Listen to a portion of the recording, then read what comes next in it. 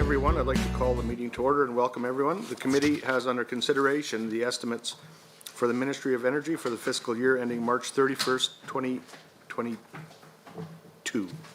I'd ask that we go around the table and have members introduce themselves for the record. I'm David Hanson, the MLA for Bonnyville, Cold Lake, St. Paul, and the chair of this committee. We will begin starting with my right. Good afternoon. Good evening. I'm Joe Ceci, MLA for Calgary Buffalo and the deputy chair of this committee. Hello, MLA Shane Getson from Langston and Parkland. Good evening, everyone. Peter Singh, MLA Calgary East.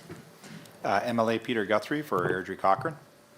Kathleen Ganley, Calgary Mountain View. Marlon Schmidt, Edmonton Gold Bar. Evening, Warren Huffman, Committee Clerk.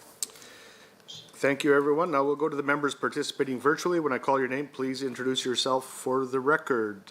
Member Isaac. Good evening, Whitney Isaac, MLA for Calgary Glenmore. Member Lowen. Todd Lowen, MLA Central Peace. And Member Turton. Evening, everyone. MLA Cyril Turton for Spruce Grove, Stony Plain. And last but not least, Member Yassin. Good evening, Mohammed Yassin, MLA for Calgary North. Thank you, everyone. Due to the current landscape we're in, all ministry staff will be participating in the estimates debate virtually. Minister, please introduce yourself and any officials joining you who may be speaking on the record. Well, thank you. I'm Sonia Savage, member for Calgary Northwest and Minister of Energy. I'm joined here by Grant Sprague, Deputy Minister, Stephanie Clark, Associate Deputy Minister, Natural Gas and Electricity, and Roxanne LeBlanc, ADM Finance, here at the table with me. Thank you very much, Minister. Before we begin, I would like to note that in accordance with the recommendations from the Chief Medical Officer of Health, attendees at today's meeting are advised to leave the appropriate distance between themselves and other meeting participants. In addition, as indicated in the February 25th, 2021 memo from the Honourable Speaker Cooper, I would remind everyone of committee room protocols in line with health guidelines, which require members to wear masks in committee rooms and while seated except when speaking, at which time they may choose not to wear a face covering. A few housekeeping items to address before we turn to the business at hand. Please note that the microphones are operated by Hansard staff. Committee proceedings are being live streamed on the internet and broadcast on Alberta Assembly TV. The audio and video stream and transcripts of meetings can be accessed via the Legislative Assembly website. Those participating virtually are asked to turn on their camera while speaking and please mute their microphones when not speaking. Members participating virtually who wish to be placed on a speakers list are asked to email or send a message in the group chat to the committee clerk, and the members in the room are asked to please signal the chair. Please set your cell phones and other devices to silent for the duration of the meeting. Honourable members, the standing order set out the process for consideration of the main estimates. A total of 6 hours has been scheduled for consideration of the estimates for the Ministry of Energy. For the record, I would note that the Standing Committee on Resource Stewardship has already completed 3 hours of debate in this respect. As we enter our 4th hour of debate, I will remind everyone that the speaking rotation for these meetings is provided for under Standing Order 5901-6, and we are now at the point in the rotation where speaking times are limited to a maximum of 5 minutes for both the member and the ministry. These speaking times may be combined for a maximum of 10 minutes at the will of the minister. Please remember to advise the chair at the beginning of your rotation if you wish to combine your time with the ministers. One final note, please remember that discussion should flow through the chair at all times, regardless of whether or not speaking times are combined. If members have any questions regarding speaking times or the rotation, please feel free to send an email or message to the committee clerk about the process.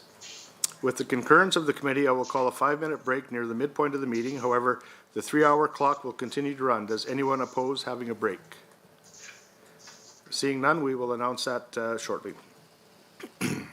When we adjourned this morning, we were 5 minutes into the exchange between Member Isaac and the Minister. I will now invite Member Isaac or another member from the Government Caucus to complete the remaining time in this rotation, and you have 5 minutes remaining.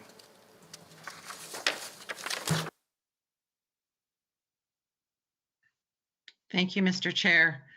And through you, Mr. Chair, to the Minister. Minister, I'm just going to refer you to page 38 in the business plan and specifically to key objective 2.1.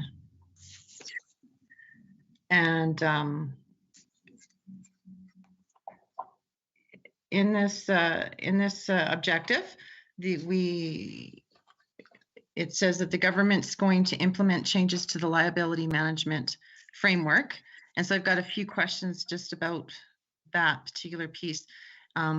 So maybe we can just start with the first one. Can you just tell us what some of the key changes that have been made to the framework? Well, sure. And to start out, I think I'd like to thank the very good work of my department in putting this liability management framework together with a significant amount of consultation with industry and other stakeholders. And also like to point out that we are the first government to address this issue, an issue that had been developing for decades, an issue that should have been dealt with 10, 20 years ago, and certainly should have been dealt with 5 years ago. So we announced the changes in July to set out what we were doing to change the liability management framework. So I think your question was the key changes to the framework, and I think there were a number of things, and I would start with improvements to the system on annual closure spend targets.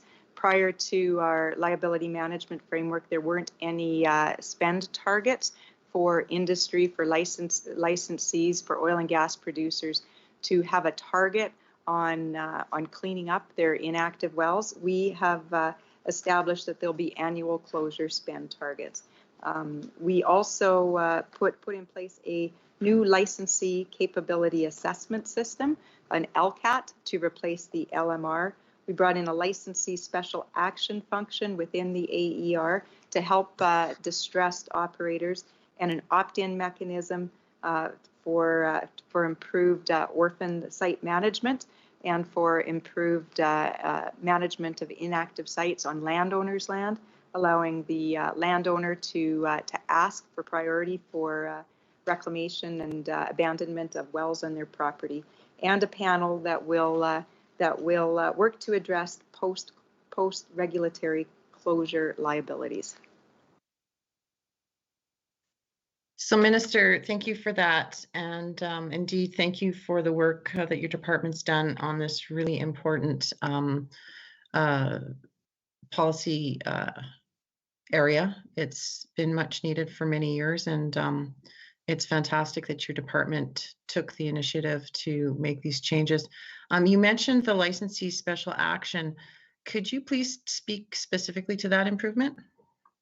Sure. Well, that's to put some expertise within the AER to help provide guidance and proactive support for for operators that are struggling. As you know, it's been the last 5 years have been very difficult times for our oil and gas sector, and a lot of them are in financial distress and struggling, trying to meet their regulatory obligations. So this function will help them manage and maximize their assets and help them to maintain operations and meet their regulatory operations. And it's important to do this. Not only will is it there to help these companies, but it'll also protect Albertans, and it'll protect landowners, and it'll protect the Orphan Well Association from the financial and environmental burden of more inactive and orphan sites going into the system. So we're going to help those operators ensure that they're able to meet their environmental obligations. And thank you so much for that, Minister. Indeed, that's we know that there have been those struggling, so that's great to hear. Could you also speak a little bit more about the licensee capability assessment system? I've heard some about it, but I think some more detail around that would be really relevant right now. Well, this is a function within the Alberta Energy Regulator, and it's going to replace the current LLR, the licensee liability rating, which really we heard wasn't serving anyone. It wasn't serving operators. It wasn't serving to protect environmental interests. I'm sorry, Minister, to interrupt for the first time this evening. We'll now move to the official opposition for five minutes and five. Do you wish to go back and forth with the Minister? If that's agreeable, yes. Minister, how do you feel? Actually, reflecting on this morning's estimates and considering the numerous times that the member from Mountain View interrupted my answer in the middle of responding to a very complex question, and the number of times that I had to say, hey, I haven't completed my answer, only to find that the microphone had been cut off. Mr. Chair, this was unacceptable, and to avoid further abuse of process, I will not share my time this evening. Thank you, Minister. That is your prerogative. I will just clarify for members, honourable members, I'd like to offer a clarification with regard to speaking times for members during main estimates. Once the maximum speaking time is reduced to 5 minutes at one time, Standing Order 59.02C, the time allotment is no longer considered a block. The member called upon in the appropriate point in the rotation may use up to 5 minutes at one time. The minister then may use up to 5 minutes in response. However, if either the member or the minister chooses not to utilize the maximum 5 minutes allotted to them to speak, they cannot return to complete the balance of their 5 minutes. Once the member and minister have had their time to speak, the chair will then call upon a member in the next group in the rotation for their 5 minute speaking time. So, Member Ganley, you have the floor for 5 minutes. Thank you very much, Mr. Chair, and I think I'll begin by addressing those allegations. Now, when we talk about abusive process, we're talking about a minister who's been unwilling to answer. We are here to discuss the budget estimates for the Ministry of Energy, please. Absolutely. Not to take personal attacks at the minister for her response. It's her prerogative to take the time. Now, if you'd like to eat up the rest of this 5 minutes arguing with me, we can do that, but I will not tolerate personal attacks. I'm only 5 minutes in, or 5 words in, Mr. Chair, so I'm happy to talk about the budget estimates. I think the reason, again, as I said multiple times this morning, the reason I redirected the minister was because she refused to speak about the budget, which is what we're here to speak about today. And so I'm very sorry that she was offended by that. But again, it is my job. I was elected on behalf of Albertans to come here and to discuss the budget and to ask questions about the budget, and I'm going to do exactly that. So since we last met this morning, there have actually been some interesting developments. And so one of those developments is that we have seen 1,000 people laid off by Cenovus. So my first question, Minister, is there anything in the budget for those people? Minister, you keep talking about your advocacy on industry. You keep talking about how optimistic you are. You must have said the word optimistic probably 20 times this morning.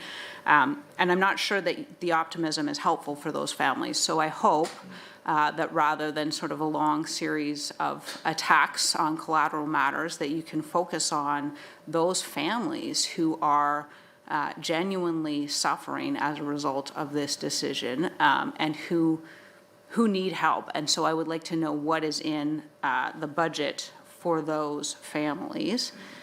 In addition to that, I note that on page 64 of the fiscal plan, the base case projected by Treasury Board and Finance for total employment in this year will have 2.265 million Albertans employed. That's fewer than were employed in February of 2017. Next year, your base case shows we'll have 2.331 million employed Albertans, which is virtually the same as February 2018. In fact, your base case doesn't grow past 2018 levels until we've reached 2023, so past the mandate of this current government. So that's 5 straight years of total jobs lower than it was when the NDP was in government, but with a higher population. In other words, for your entire term will be characterized by fewer total jobs than the province had in 2018, your entire term. So according to your own base case scenario, you're not creating jobs, not at all. You're barely making up the ground you've lost since you were first elected, and you're taking 4 full years to do so. Meanwhile, we're projecting that the population will grow. Certainly the COVID pandemic has had an impact on that. I don't think that anyone denies that. But we're still dealing with a track record of this government that shows 50,000 job losses in advance of the pandemic even hitting. Minister, you ran on filling those towers in downtown Calgary. That was your election program. Your finance minister, through the chair, sir, of course, Mr. Chair, the finance minister was clear with Albertans that it was not his responsibility to refill those towers in downtown Calgary. I disagree. I couldn't disagree more. That was the promise that this government, Mr. Chair, made to Albertans. And they have chosen time again, rather than fulfilling that promise, to engage in collateral attacks on Bigfoot, to commission climate denial, science change. 23B, speaking to matters that are outside of those in question. I'm just wondering if we have some line items here that the opposition member here could point to that actually correspond to the estimates. We're getting a lot of conjecture and opinion, not necessarily anything having to do with the estimates here at hand. So perhaps we can address that. Okay, actually, I don't need a rebuttal. We spoke about this many times this morning during the first 3 hours. The CEC is part of the budget. She's referring to a conflict between the CEC and this cartoon video. It was something that was discussed this morning. It was allowed at that time, so I'll allow it now. Okay, I'll let you. Thank you. I'll just remind members on both sides. Under 23, the first sentence says a member will be called to order by the speaker if, in the opinion of the speaker, that member. So, in my opinion, Member Guthrie, the discussion was allowable this morning, so it will be tolerated and allowable as long as it doesn't get to an insulting point where somebody is taking shots at another member. We did allow it for the first 3 hours of this session, so we will continue to allow that discussion to go forward. Just fair warning to everyone, okay? Just because the last statement made was Bigfoot doesn't mean that all the words previous to that had to do with that. But. Yeah, my decision has been made. Thank you, Mr. Guthrie. Go ahead, you've got, the Minister is up for 5 minutes. And I guess we lost a few minutes of time there talking about Bigfoot.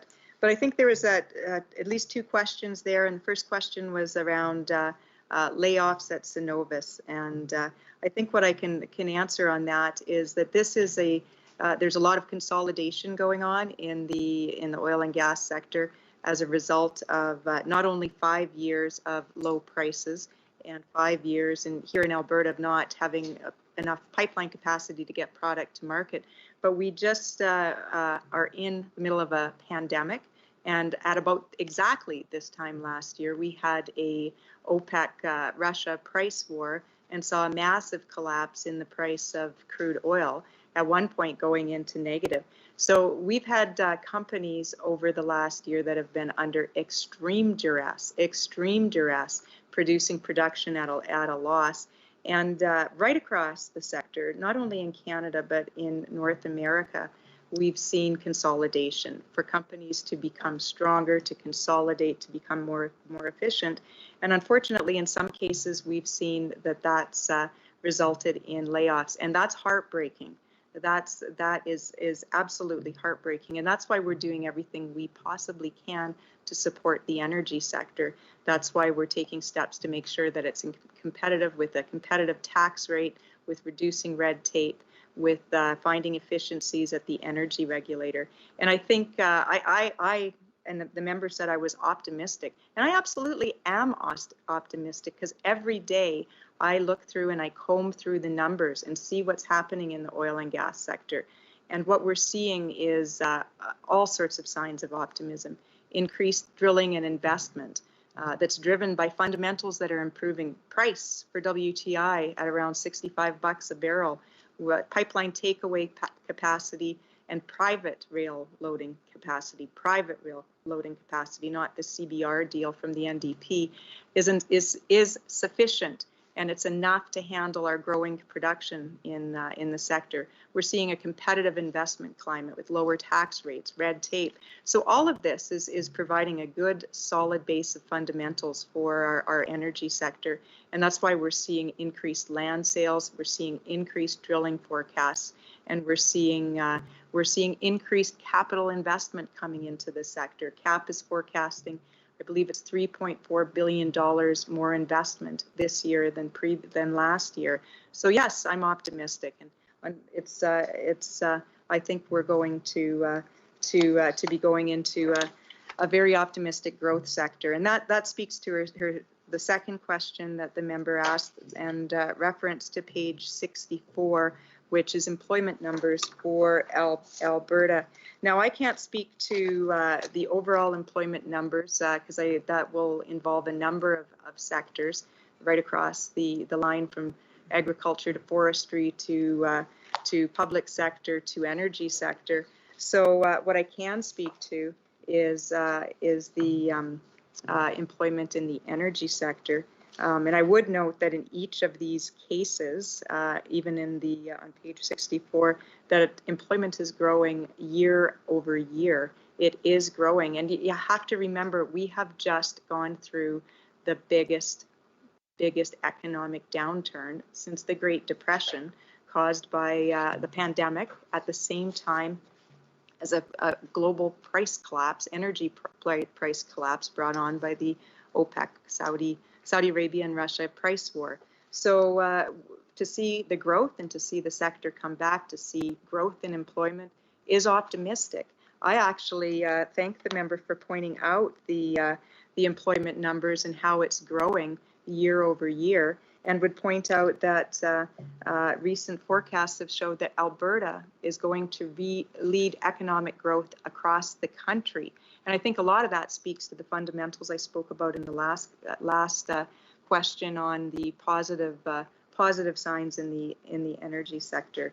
So I also think in answer to both questions on employment and on consolidation in the energy sector, I think that leads to the question about energy investment, because I think energy investment is what's going to be leading growth, not only in employment, but in employment and in... Sorry to interrupt, Minister. We'll have to take that up in the next 5-minute period. We now move on to Government Caucus for 5 minutes. Who's your speaker? Member Isaac, Yes. do you wish to go back and forth with the Minister? Yes, please. And Minister, you okay with that? Yes, that's acceptable. Go ahead, Member Isaac. Well, thanks so much, Minister, and I'm pleased to go back to speaking with you with respect to the liability management framework and some of the specifics within it. You've spoken earlier about several aspects of it, and we were just speaking about the capability assessment system, which I think is quite important. So perhaps you could finish just speaking about that so we can understand sort of what companies have been facing and some of the solutions that you've proposed. And then also after that, perhaps you can inform us more about the inventory reduction program and that's linked to the opt-in mechanism that you mentioned. I think we were talking about the LLR, the licensee liability rating, and it has been replaced, or it's in the process of being replaced by the LCAT. And we think what we know is the LLR wasn't working for anyone. It wasn't ensuring that licensees were meeting closure requirements, and it was causing some distress for some companies who were economically sound, financially sound, meeting all of their responsibilities, but might not have a good LLR rating, because LLR only looked at 2 parameters, and the 2 parameters were assets and liabilities, reclamation liabilities. So that was a poor predictor and a poor indicator of a licensee's ability to meet closure requirements. So the new system that we're bringing in will be more comprehensive, and it'll be a much more accurate assessment of a company's economic health, and it will help the regulator reach out proactively to provide support through the other mechanism I mentioned, which was the licensee special action. So the two work hand in hand. And I think you mentioned the inventory reduction program. So in the past, there was no regulated requirements for the for licensees to meet closure requirements. In fact, we have some wells, inactive wells, that have been there 60, 70 years. And as we had rapid expansion in the energy sector in the early 2000s and a lot of wells drilled, there's a lot that are remaining to be cleaned up after decades. And no government, as I mentioned before, no government had tackled that issue, and including the NDP, who had 4 years to take a look at the issue and do something about it. And during those years, that's when the greatest growth in the inventory of inactive wells grew. So we tackled this, and we're bringing it on. And what we're doing is the program will be administered by the AER, and they'll be establishing 5-year rolling spending targets for site cleanup that every single site operator in the province will have to meet. It's going to work very well with the AER's site closure, area-based closure program, through which companies work together to clean up and to do the reclamation and abandon work in a multiple number of sites that are in a specific area. It's more efficient, more cost-effective to do it that way, so we think it'll really accelerate the cleanup. And it's like a mortgage. You're chipping away, you're paying down the mortgage over time. That's what the annual spend requirement will work like over time. You'll get it paid off. Over time, they'll get everything cleaned up and off their books. So, and the last point of that, you asked about the opt-in measure for landowners. That was important as we spoke to Albertans about what they wanted to see in this. Landowners, some are quite fine with having an inactive well on their property if they're being paid the lease. Others want it gone, and so this will give an opportunity for the landowner to opt in and say, look, I want my site to go to the top of the pile to be considered first. So that's what that opt-in mechanism is. Thanks so much for that, Minister. It sounds to me like we've brought some rationality to this system that will accomplish getting wells shut down and properly mitigated and remediated, but also will allow companies to continue to operate, which I suspect will be quite good for jobs. Can you speak a little bit about the post-regulatory closure sites? Sure. So what we've also got on top of inactive wells that still have a licensee that own it, and orphan wells that have gone into the Orphan Well Association that don't have an owner but were orphaned recently and fall into that program. We still have a gap in the whole system, where sites that decades ago might have met the reclamation standards at the time, whether that was 1960, 1940, they met the reclamation standards at the time, but there's been issues arise, and the operators, there's no operator that would be responsible for liability, and that or the operator's liability is lapsed. So there's a big gap in who's going to clean those up. So we're looking at mechanisms of how the province is going to handle those sites. Thanks so much for that. It's good to hear that that's being worked on. You've mentioned improving orphan site management as one of the improvements in the framework, and just wondering, does that have anything to do, or would we consider that the scope of the Orphan Well Association would be expanded by that? Well, I think not by that measure, no, that's a different matter. But what we did do is expand the scope of the OWA, the Orphan Well Association.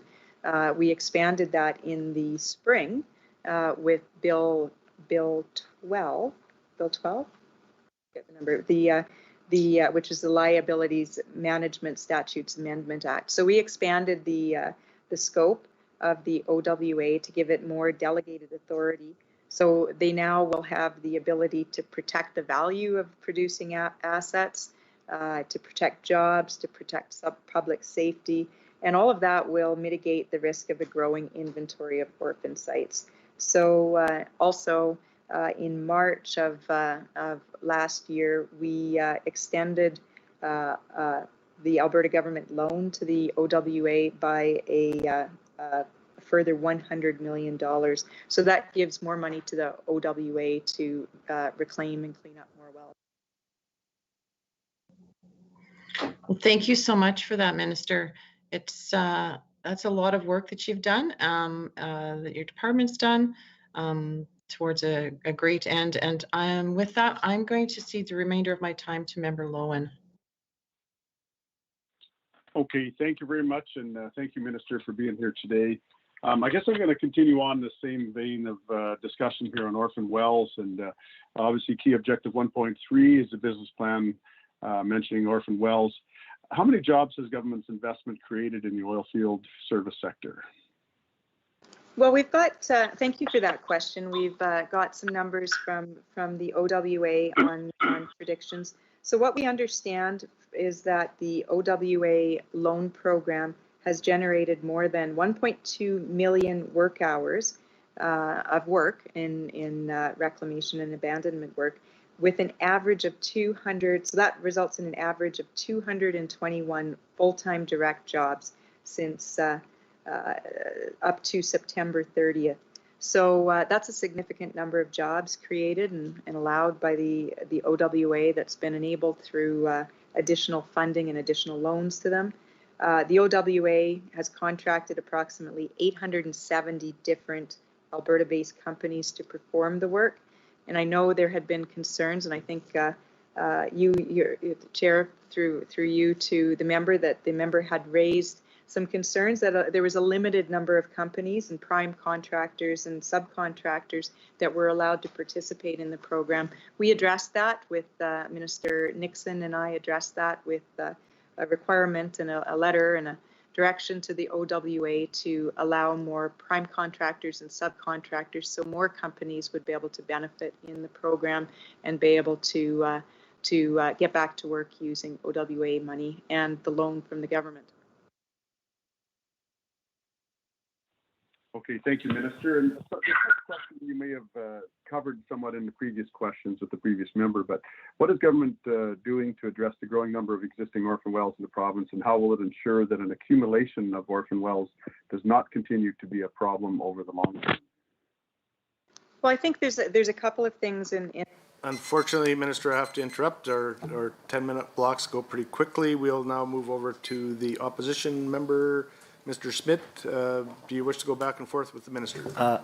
I would like to, if she's open to that. Minister, are you open to that? No, I think I like the process very well to enable the member to submit his full questions, and I'll provide answers, and I will give you quick answers to it and get to answer your points. Thank you very much. I'll continue to ask. Well, thank you, Mr. Chair, and thank you to the Minister. I want to talk about coal policy, so my questions will be related to that. I would like the Minister to confirm how many permits related to coal exploration were granted on Category 2 lands between the time that the 1976 coal policy was rescinded and the time that the Minister partially reinstated the coal policy. So any kind of Public Lands Act permits, water permit, anything related to coal exploration, how many permits and to who those were given between the time that the coal policy was rescinded and the time that the Minister reinstated the coal policy. I'll ask the Minister to commit to pausing any current exploration permits as the landowners have asked for. We've certainly heard concerns from landowners all across the eastern slopes that they're seeing many new disturbances, roads, forest removal, test pits being dug, those kinds of things. Will the Minister order that those stop until the consultation has been completed? I'm hoping that the minister can commit to a number of meetings in person or at least virtually, depending on the pandemic situation, with the Métis people of Alberta, with the Blood Tribe Chief and Council. Can the minister also commit to, I'm wondering if the minister can outline her personal involvement in the consultation process that will be rolled out shortly. Will the minister commit to meeting with the city and town councils of Lethbridge, High River, Nanton, Pincher Creek, Calgary, Clearwater County, all 28 municipalities that have officially expressed their opposition to coal mining in the mountains? I'm wondering if the minister can outline the nature of the public meetings that will be held with the people who are going to be interested in participating in the consultation program.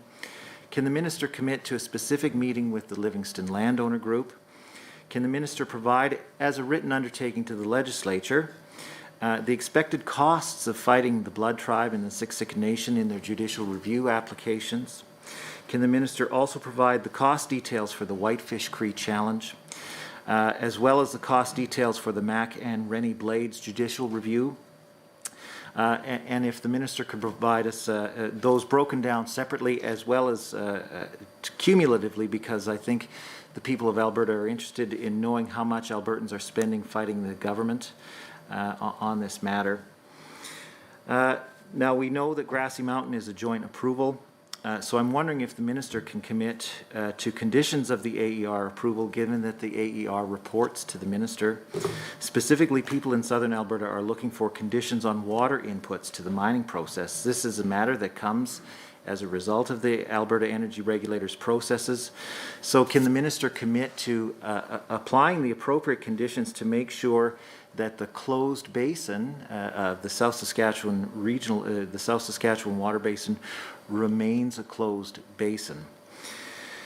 And finally, I guess the final question that I have for the minister is, coal mining is of course one of many land use concerns that Albertans have in the Eastern Slopes, and I'm wondering if the minister can provide us her rationale for the Energy Department leading the consultations on coal mining. Instead of taking a whole of government approach, the minister herself has said a number of times in the morning session that coal is, or there are significant environmental responsibilities carried out by Alberta Environment and Parks. Why aren't they the lead agency, given the fact that it's their responsibility to conduct land use planning? Why such a narrow focus on coal mining at the exclusion of all the other land use issues that exist in the Eastern Slopes?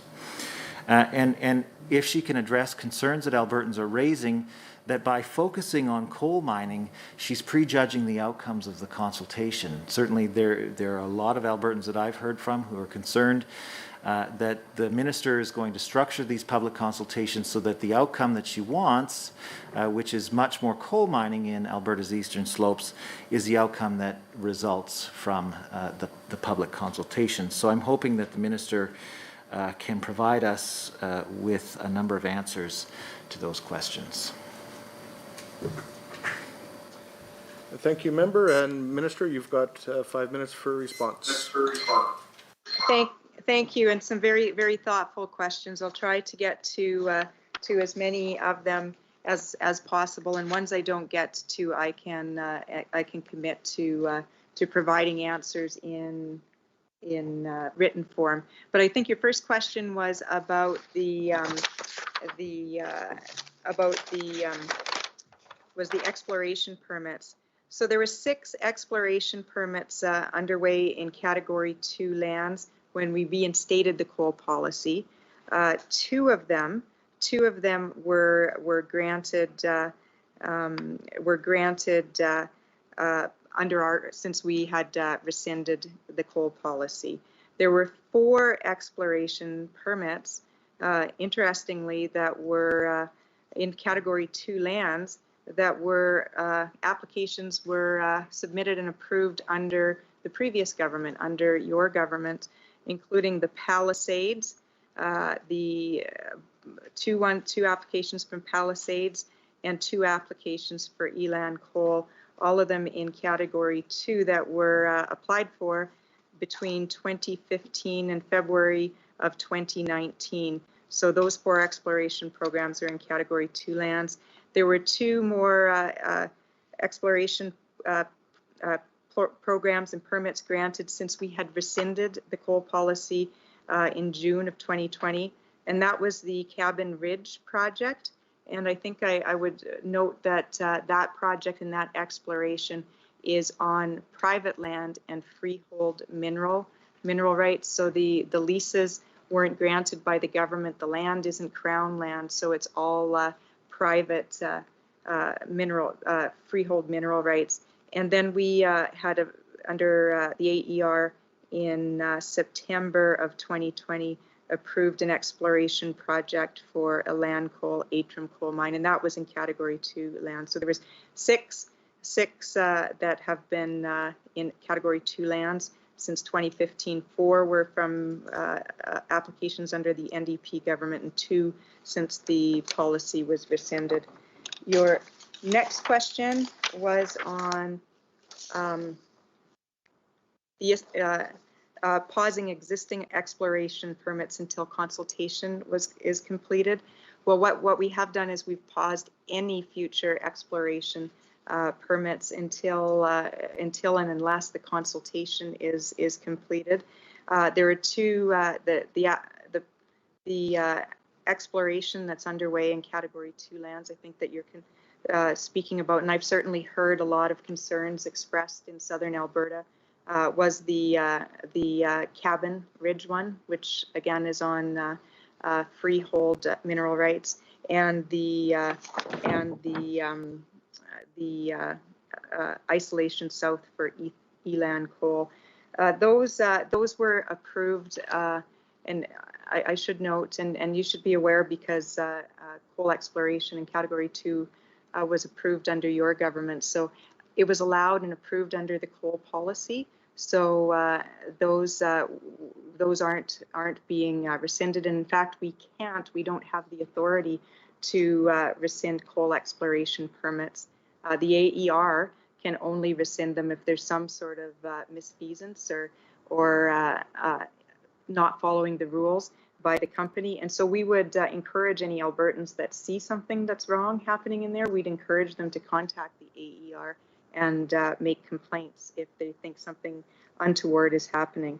So meetings with Indigenous group, I think you mentioned the Blood Tribe and the Métis. Absolutely, we'll be doing Indigenous consultations starting March 29th, and very prepared. I've been meeting with First Nation groups. In fact, I met with the Siksika Chief and Council virtually, as well as I've met with the Chief of the Piikani and the Chief of the Kainai. So that's part of doing Indigenous consultation, absolutely. Meeting with City and Town Council. I've already met with all the mayors and reeves of southwestern Alberta. There was a meeting about 2 weeks ago, organized by the city of Lethbridge, I think was organizing it, and there was about 30 mayors and council. So I will continue to do that. And in terms of personal involvement in the coal consultation, we'll be rolling. Thank you, Minister. We'll now move on to the government caucus. I believe Mr. Lowen was still speaking. Do you wish to go back and forth with the minister? Yes, she's agreeable. Minister, are you agreeable with? Yes. Go ahead, Mr. Lowen. Okay, thank you. Minister, I just asked about when we were ended our last time period there, about how the province will ensure that an accumulation of orphan wells does not continue to be a problem over the long term.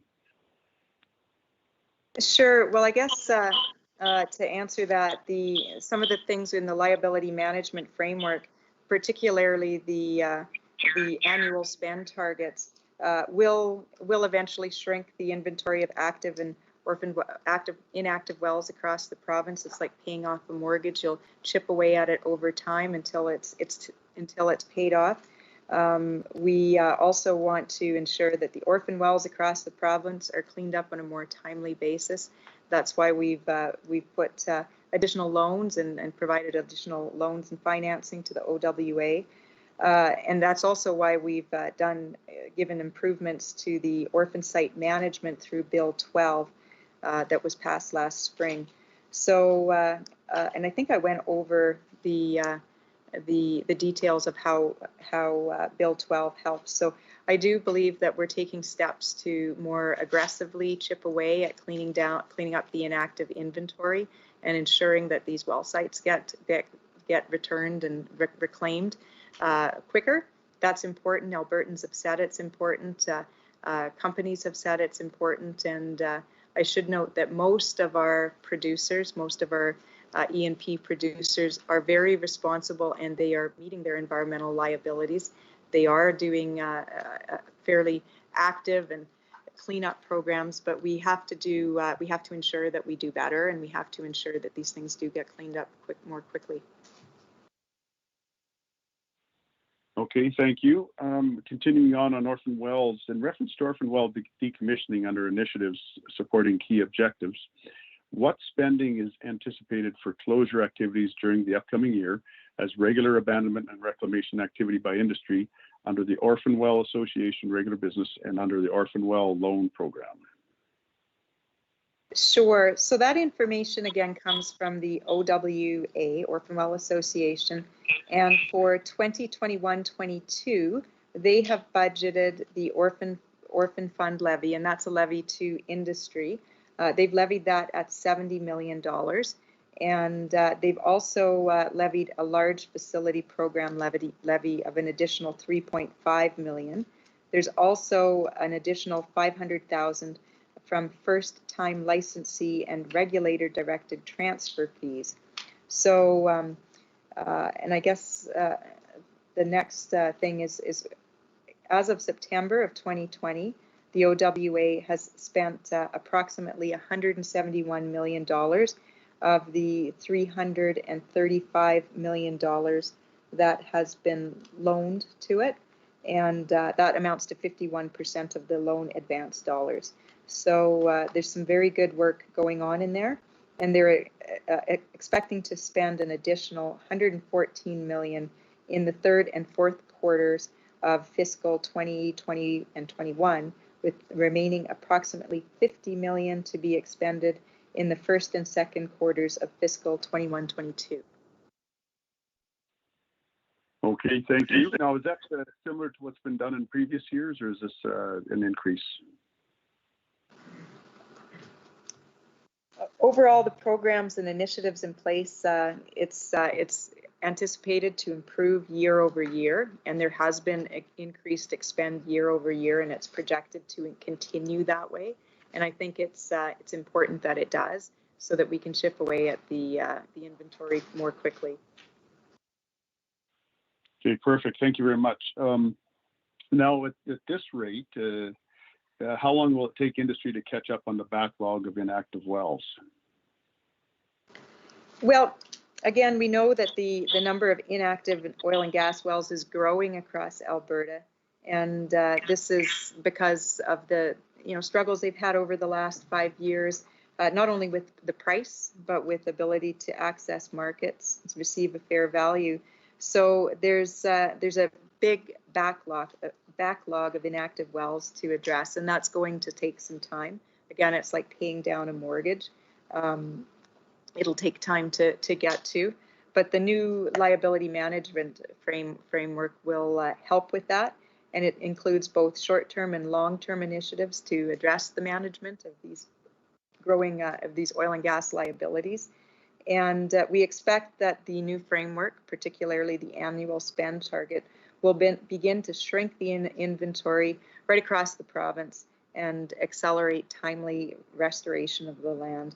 And you add that on to the AER's area-based closure program, we're seeing a much more aggressive cleanup. And again, as I mentioned before, this is the first time that a government's addressed the liability management framework. And I look at the situation and the fact that we have 97,000 inactive wells. It would have been nice that we had these rules in place 20 years ago, 10 years ago, even 5 years ago. This should have been addressed, but we are addressing it now, and we'll be chipping away, and the backlog will be cleaned up. Okay, no, that sounds great. Now, do you intend on setting targets to catch up on the abandoned and backlog of inactive wells? So the targets that are being set and what the liability management frameworks is annual closure spending targets instead of specific well targets. We're setting annual spend targets because each well has a different cost. You could clean up 20 wells of your most inexpensive wells and not get further ahead than cleaning up the 3 most expensive wells. So what we've done is we're setting annual spending targets that will allow the producers to be efficient, to work with an area-based closure program, to clean up the wells that matter most, and also importantly to be able to work with landowners who want the sites on their lands to be cleaned up. So imposing spending annual closure spending targets gives a lot more efficiency and a lot more flexibility to producers to clean up the sites that matter most. Okay, thank you very much, Minister. Appreciate those answers. I'll cede my time now, I believe, to MLA Guthrie. Go ahead. Thank you. And through the chair, Minister, I just got a couple of quick questions here pertaining to page 37 of the business plan. Key objective 1.3. It commits to create an investment climate that supports the development of energy resources in the province. Obviously, a pretty broad objective. Now, you know, we've seen a pretty remarkable turnaround in oil and gas prices. But what initiatives will the government undertake to regain investor confidence in Alberta's energy industry going forward in this upcoming fiscal year? Well, thank you. And I think I consider this one of our most important objectives because it leads directly to jobs. It leads to investment in the province, to jobs, and to a healthy economy, which is extremely important now as we come out of the COVID pandemic and we look to rebuild. So it's a very broad objective, and it captures all our work in the department on everything from electricity to the natural gas strategy, LNG, natural gas value chains like petrochemical, as well as crude oil pipelines. It's going to include the work of the energy regulator, red tape reduction, ESG liability management. I think the second part is what are we doing to help the investment climate? And that work started the day our government was elected, the day we got sworn in. We had to start cleaning up 4 years of not responding to the types of things that investors need for investor certainty. So we're responding by giving a competitive fiscal environment, lowering the tax rate, lowering rates and fees and levies. We are giving a competitive regulatory environment. That means cutting red tape. It means improving timelines in the AER, finding efficiencies. And it means supporting and standing up for our energy sector. That means all our discussions around ESG, taking a stronger and more assertive stance to support our energy sector.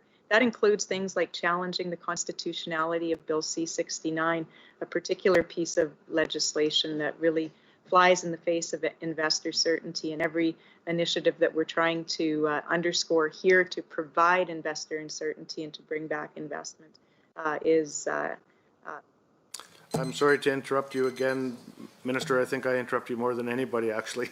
So we'll now move on to a block with the opposition. I believe Mr. Ceci has the floor. Just so everybody knows, in case you're wondering, we'll take a break as close to 8:30 as possible, depending on the speaking order. Would you request to go back and forth with the Minister? Minister, are you allowing back and forth with the Minister? No, I think it's working much more efficiently to take the questions and then answer them all at once. Minister Savage, just want to follow up on some of the questions asked of you by MLA Isaac and Lowen with regard to liability management. And under the orphan well abandonment line on page 39 of your business plan, it's going up to $74 million in this year. And so with regard to that, I'm wondering about the adequacy of that amount of money and if there is actually an underfunding of that line item as a result of a great amount of more inventory coming to or needing to be addressed in terms of abandonment and cleanup in particular. Just wondering if the AER is following through with its obligations with regard to the cost of ensuring that orphans are cleaned up and if they're setting that levy accordingly. If you could address that, that would be helpful. Just going on to the liability management framework changes, a number of things were mentioned there by you. I just want to go over some of them if I can. So with regard to the licensee special action and AER's expertise in assisting in that, with regard to post-regulatory closure liabilities, could you help me understand if government money through the AER is going to producers who are requiring additional help to address their environmental obligations? It sounds like it is in terms of the special action, but I don't know specifically, and that's my question. There were a number of acronyms and other kinds of things, so I apologize, I didn't catch them all, but I want to ask about the liability rating. You talked about the licensee liability rating. What does that actually mean in terms of wells that need reclamation, and what frequency of reporting will companies give the AER or your ministry with regard to wells so Albertans can understand the amount of liability? I want to ask about the 5-year rolling annual spend targets that every operator has to meet. I gather they would submit that to AER in terms of the annual spending they have to put so that they continue to clean up as they go forward. I think it's a good idea that many companies work together in terms of site closures. It does sound like it's more effective and efficient if they're helping, if they're identifying ways to do that and help each other out. So I'd like to know more about that. I would like to know about the number of inactive wells that continue to be owned by companies. A number of, I think you said orphan wells was in the 97,000 that may be inactive wells. Maybe you can just tell me the number of orphan wells that have no owner that are in this province that need to be addressed and remediated. I'd also like to know what's being done with regard to sites that met remediation standards years ago but are a problem now. Who's going to look after those and how are they going to be addressed? I would like to, let me just go into this last page here. So yes, more on the annual spend targets that works into the liability management framework. On an annual basis, you said there has to be reports on the annual closure spending targets. Who do those reports go to? How many companies have to provide them? Thank you, member. We'll go on to the minister for 5 minutes. Well, thank you to those for those very thoughtful questions. I'll try to get through them as quick as possible.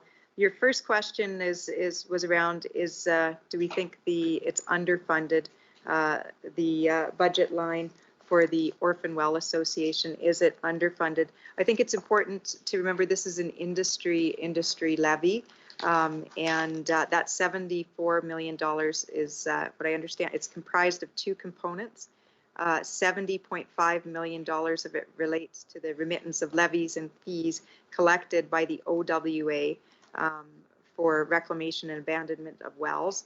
For the fiscal year of 2020-21, the OWA, CAP, and EPAC, Explorer and Producers, endorsed a $70 million orphan levy anticipated to be issued in the spring of this year. So the levy is worked on by the OWA along with the CAP and EPAC and the producers, and it's an industry funded. So it rolls and it flows through the government's budget, but it is cost recovered from the industry. The other $3.5 million comes from the large facility program. And your question was, is it enough?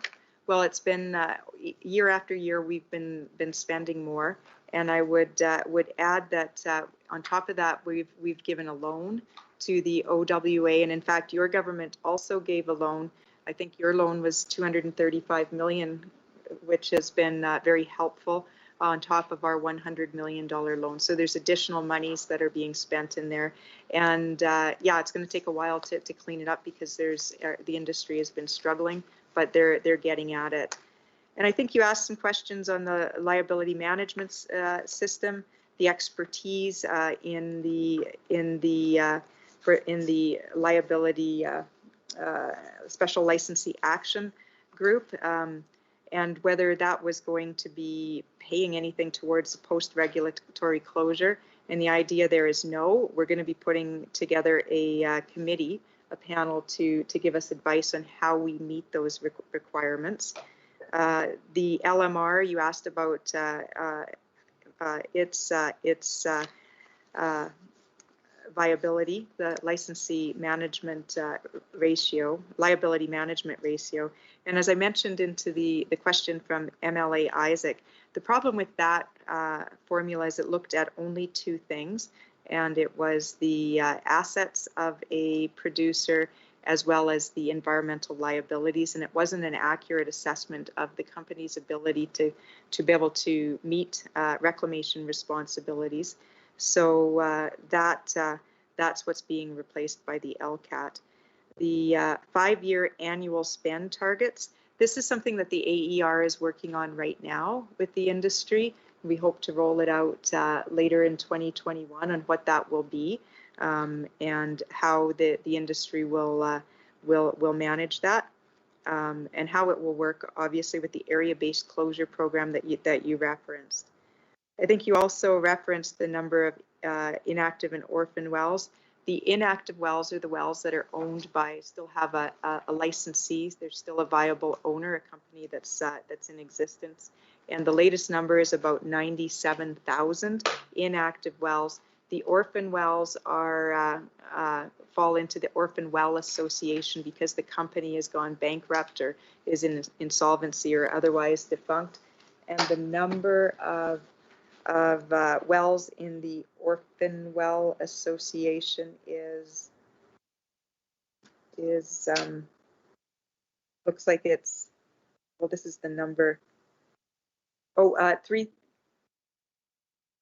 Current inventory as of February 1st, 2021 is 1,973 orphan wells, 3,556 pipelines, and the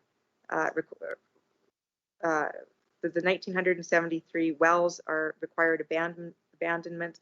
There's 3,556 pipelines requiring abandonment and 4,348 orphan sites requiring reclamation.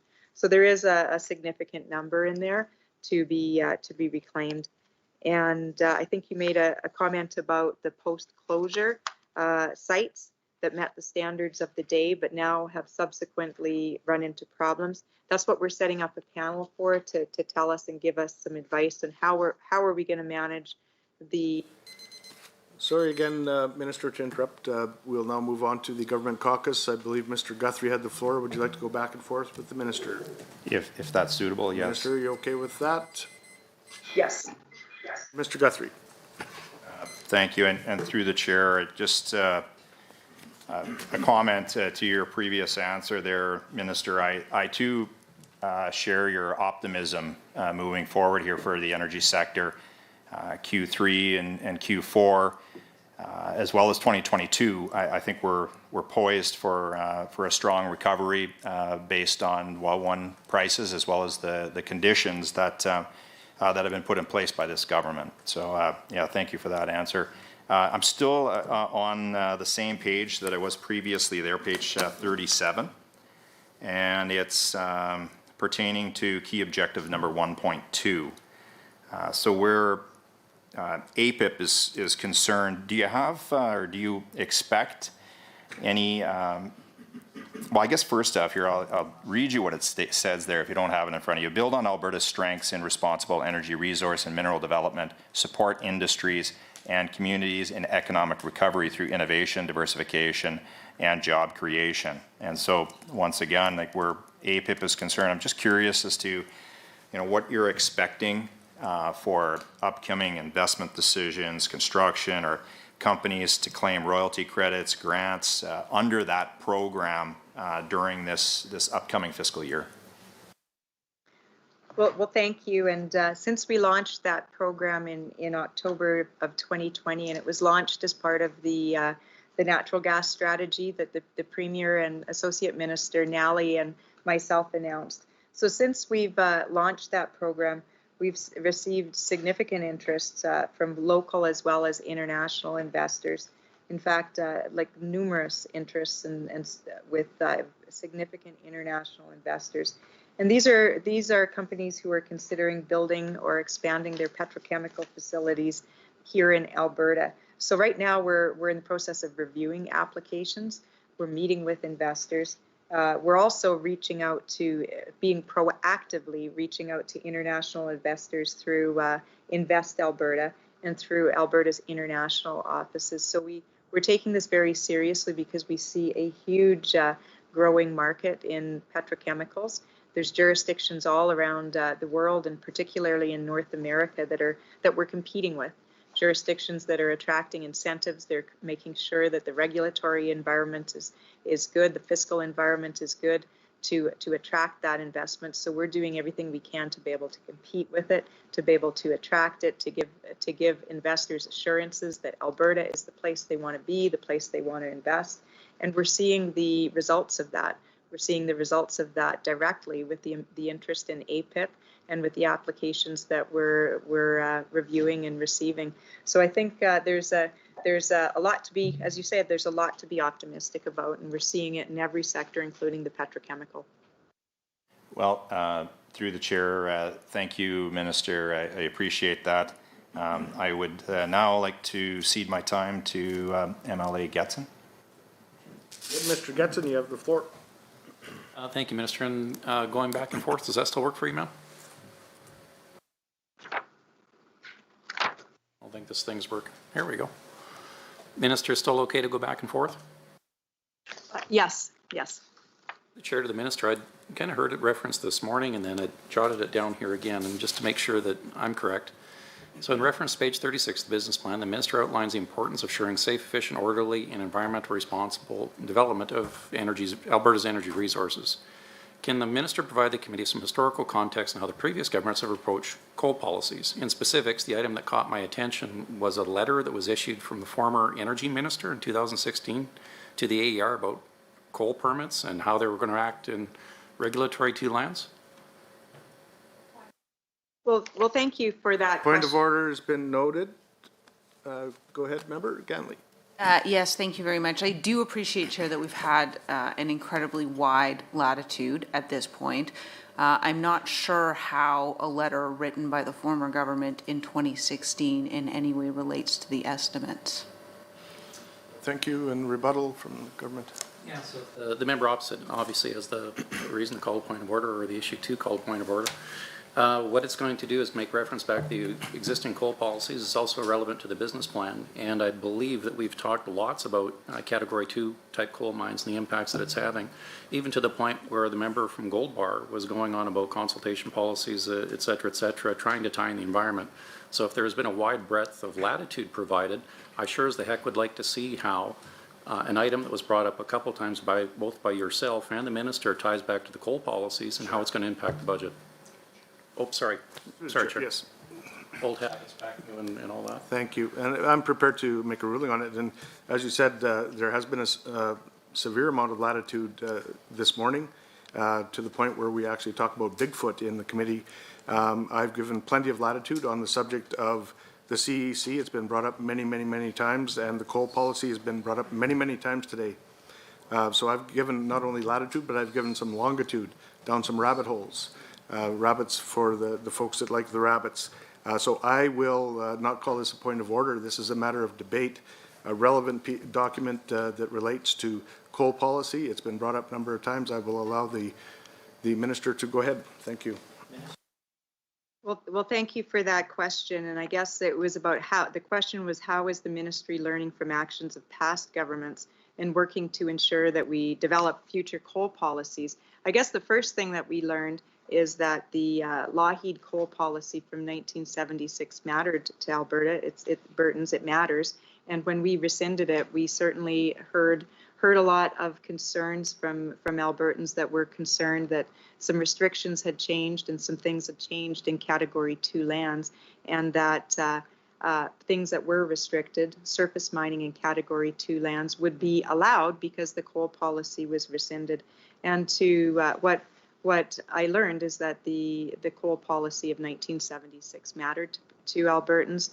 They love their mountains. They want to ensure responsible resource developments, but there are areas that are off limits.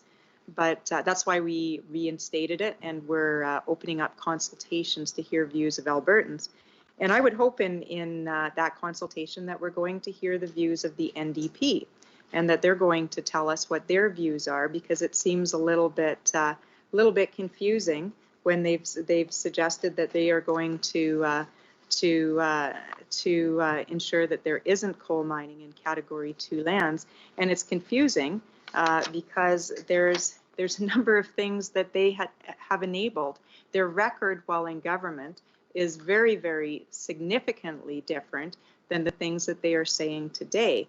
For instance, while they were in government, and I think the member referred to a letter from 2016. So in May 24th of 2016, the then Minister of Energy, Margaret McQuaid-Boyd, wrote a letter to the Alberta Energy Regulator about Ram River Coal Corporation, and in that letter said the coal Category 2 designation does not preclude surface mine coal development. Well, that's very, very different than the things that they're saying today. In fact, it's very different than what the 1976 coal policy says. So I'd be interested in hearing in those consultations, I'd be interested in hearing from the NDP what their views are on coal. Have their views evolved or changed from 2016? I'd be also, and you heard me answer a question before that, from the member from Gold Bar about coal exploration in Category 2 lands. And I think it's important to note that coal exploration is not a coal mine. It's just exploring for seeking out and seeing what the resource potential is. It's not developing a mine, but they've indicated that they have problems with coal exploration in Category 2 lands, which is interesting because that's contrary to what their record has been. And I mentioned the fact that there were 4 applications for coal exploration in Category 2 lands during their time in government that were approved. 4 applications in Category 2 lands. So I would be interested in hearing during the coal consultations the views of the NDP on coal exploration, because again, their record while in government speaks very significantly different than what they're saying now. And the other thing I'd be interested in is they're saying now that they don't want to see any coal mining in Category 2 lands, and yet they actually approved. They don't want to see any coal mining in the eastern slopes. That's what they've been saying this week, and yet they themselves, as a government, approved, and during their time in government, a coal mine in the eastern slopes was approved and built. That was the Vista mine in Hinton. So I'd be interested. Sorry to interrupt, Minister. Perhaps we can delve into that a little deeper later on. We will now move over to the opposition for a 5-minute block. And would you request to go back and forth with the minister? I would make that request, Mr. Chair, though I'm not optimistic. Minister? No, well, I like the way it's working with. So go ahead, Member Ganley. Thank you very much, Mr. Chair. So I'm going to jump around a little bit here just because of the somewhat awkward format the minister has selected. So I will begin by asking on page 82. We see under number 5.4, there's no budget, but forecast for 2020-2021 is $104 million. That is the utility deferral program. Minister, I do agree in principle that this is a good idea. It helps struggling folks with the cost of utilities, which are going up, and I think that that is a very laudable goal. As I understand, this loan was provided to utility companies at no interest, so I'd like you to confirm that. However, the money that the government of Alberta had to borrow in order to lend this money, since we're in a significant deficit position this year, is money that we will pay interest on. So I'm interested to know what the interest the government of Alberta will pay on that loan is. In addition, as I understand it, individuals who were lent that money from private companies will have to pay interest to those companies who are not in turn paying interest, and I'm wondering what the average rate of interest on that is. In addition, it may be the case that some of these individuals are ultimately unable to pay back those loans because obviously there's an unprecedented number of Albertans struggling significantly at this time. In that instance, it is my understanding that it is the other rate payers, so other people sort of on their electricity bill who are responsible for paying that money back. If you could confirm or deny that. And I'm just curious whether line 5.4 is essentially booking that now as a potential loss and whether that sort of covers the entirety of the program as I understand that it has ended. Also on electricity, this year, obviously no money is budgeted for the rate cap because it's been repealed. Do you have any sort of any program to assist people, given that both of those programs have now ended, with the cost of utilities? Because I know certainly I've heard from a number of individuals who are struggling significantly. I'm going to jump now to ask some questions about the conversation you were having with Member Isick. So now, no announcement of this has come up, so I'm surprised to see this. So like the other members here, I'm just sort of trying to learn more about this program. So this move to the LCAP from the LMR, I'm just curious whether that is in place now or when that will be in place. In light of the fact that the regulator is now doing this analysis differently, I'm curious, where that's been announced, how that's been announced, and whether those rules are online somewhere for Albertans to see and sort of understand, because this is a significant shift. You mentioned a number of things that are going to change in that program. One of the things I was curious about is whether you are going to require companies to have insurance when they're taking on liability, because certainly that's one way that I have heard people propose to solve this. When do the changes come into effect? I already asked. You mentioned that this LCAT will include factors in addition to assets and liabilities. I'm wondering if you could outline what those factors are in total, just so we will understand that. And I'm just wondering whether this will affect any applications which are already before the AER, because there are, as you may be aware, some applications that are of concern to our caucus, because of course we don't want more liability falling on the taxpayer of Alberta. In addition, with respect to those changes, I'm noting that the line item in budget doesn't actually go up significantly. Thank you. Hesitate to interrupt, Member Ganley. Minister, you have 5 minutes, and then I believe we will just take a quick health break after your comments. Okay, well, if we get to the first question, which is on item 5.4 on page 82 of the budget, the $104 million for the utility deferral program, there's no expense or cost in this fiscal year because the program is actually a lending program, and the government is expecting to fully recover all the deferrals before June 18th of 2022. So at no interest to the companies. The individuals who took advantage of the program will pay it back, and those who are struggling to pay it back will the participants of the program have till June 18th of 2021. Sorry, I think I said 2022. It's 2021 to repay their deferred payments.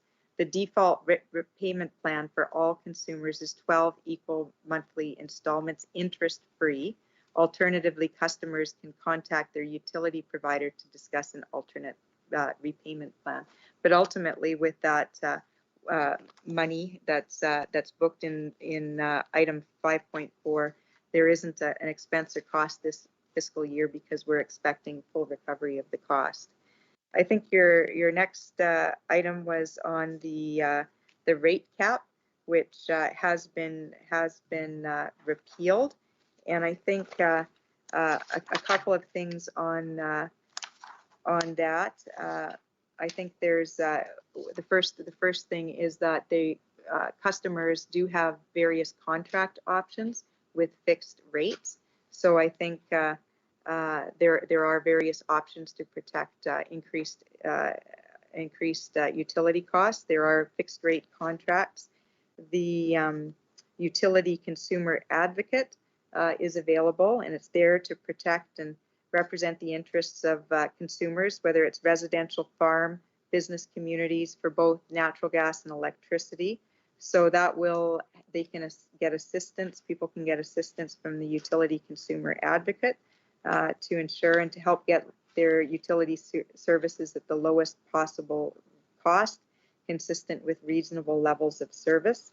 So there's a number of options available to consumers who are concerned and struggling with utility costs. Your next question, I think, was on the LCAT, moving to the LCAT from the LMR in the liability management framework. And this is work that's underway already right now in the Alberta Energy Regulator.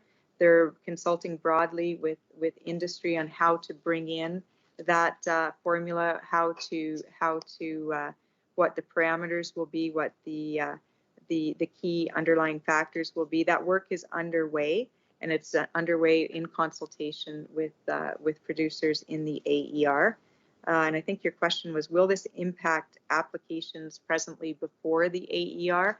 And I think what you mean by that is probably applications to transfer licenses from one licensee to another. And of course, that was a concern, a very big concern over the last 5 years as licenses were transferred from stronger companies with better credit ratings and better ability to pay for their ongoing environmental responsibilities to other companies that were less able to do it.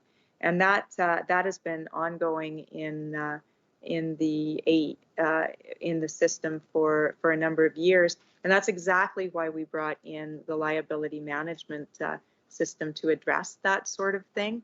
Over the last 5 years, that's when the majority of these transactions happened, is over the last 5 years. And had we had these rules in place earlier, had other governments addressed it, we could have prevented some of that. We could have prevented a lot of that, most of it. We could have prevented liability from going into the Orphan Well Association. But will these new rules impact that? They're working on it now, but we have asked the AER, and the AER is taking a much, much, much closer look at these types of transactions to ensure that it doesn't happen again, what happened over the last 5 years. So I think there's a higher level of scrutiny, and there'll be even a higher level of scrutiny when the LCAT comes in to replace the LMR.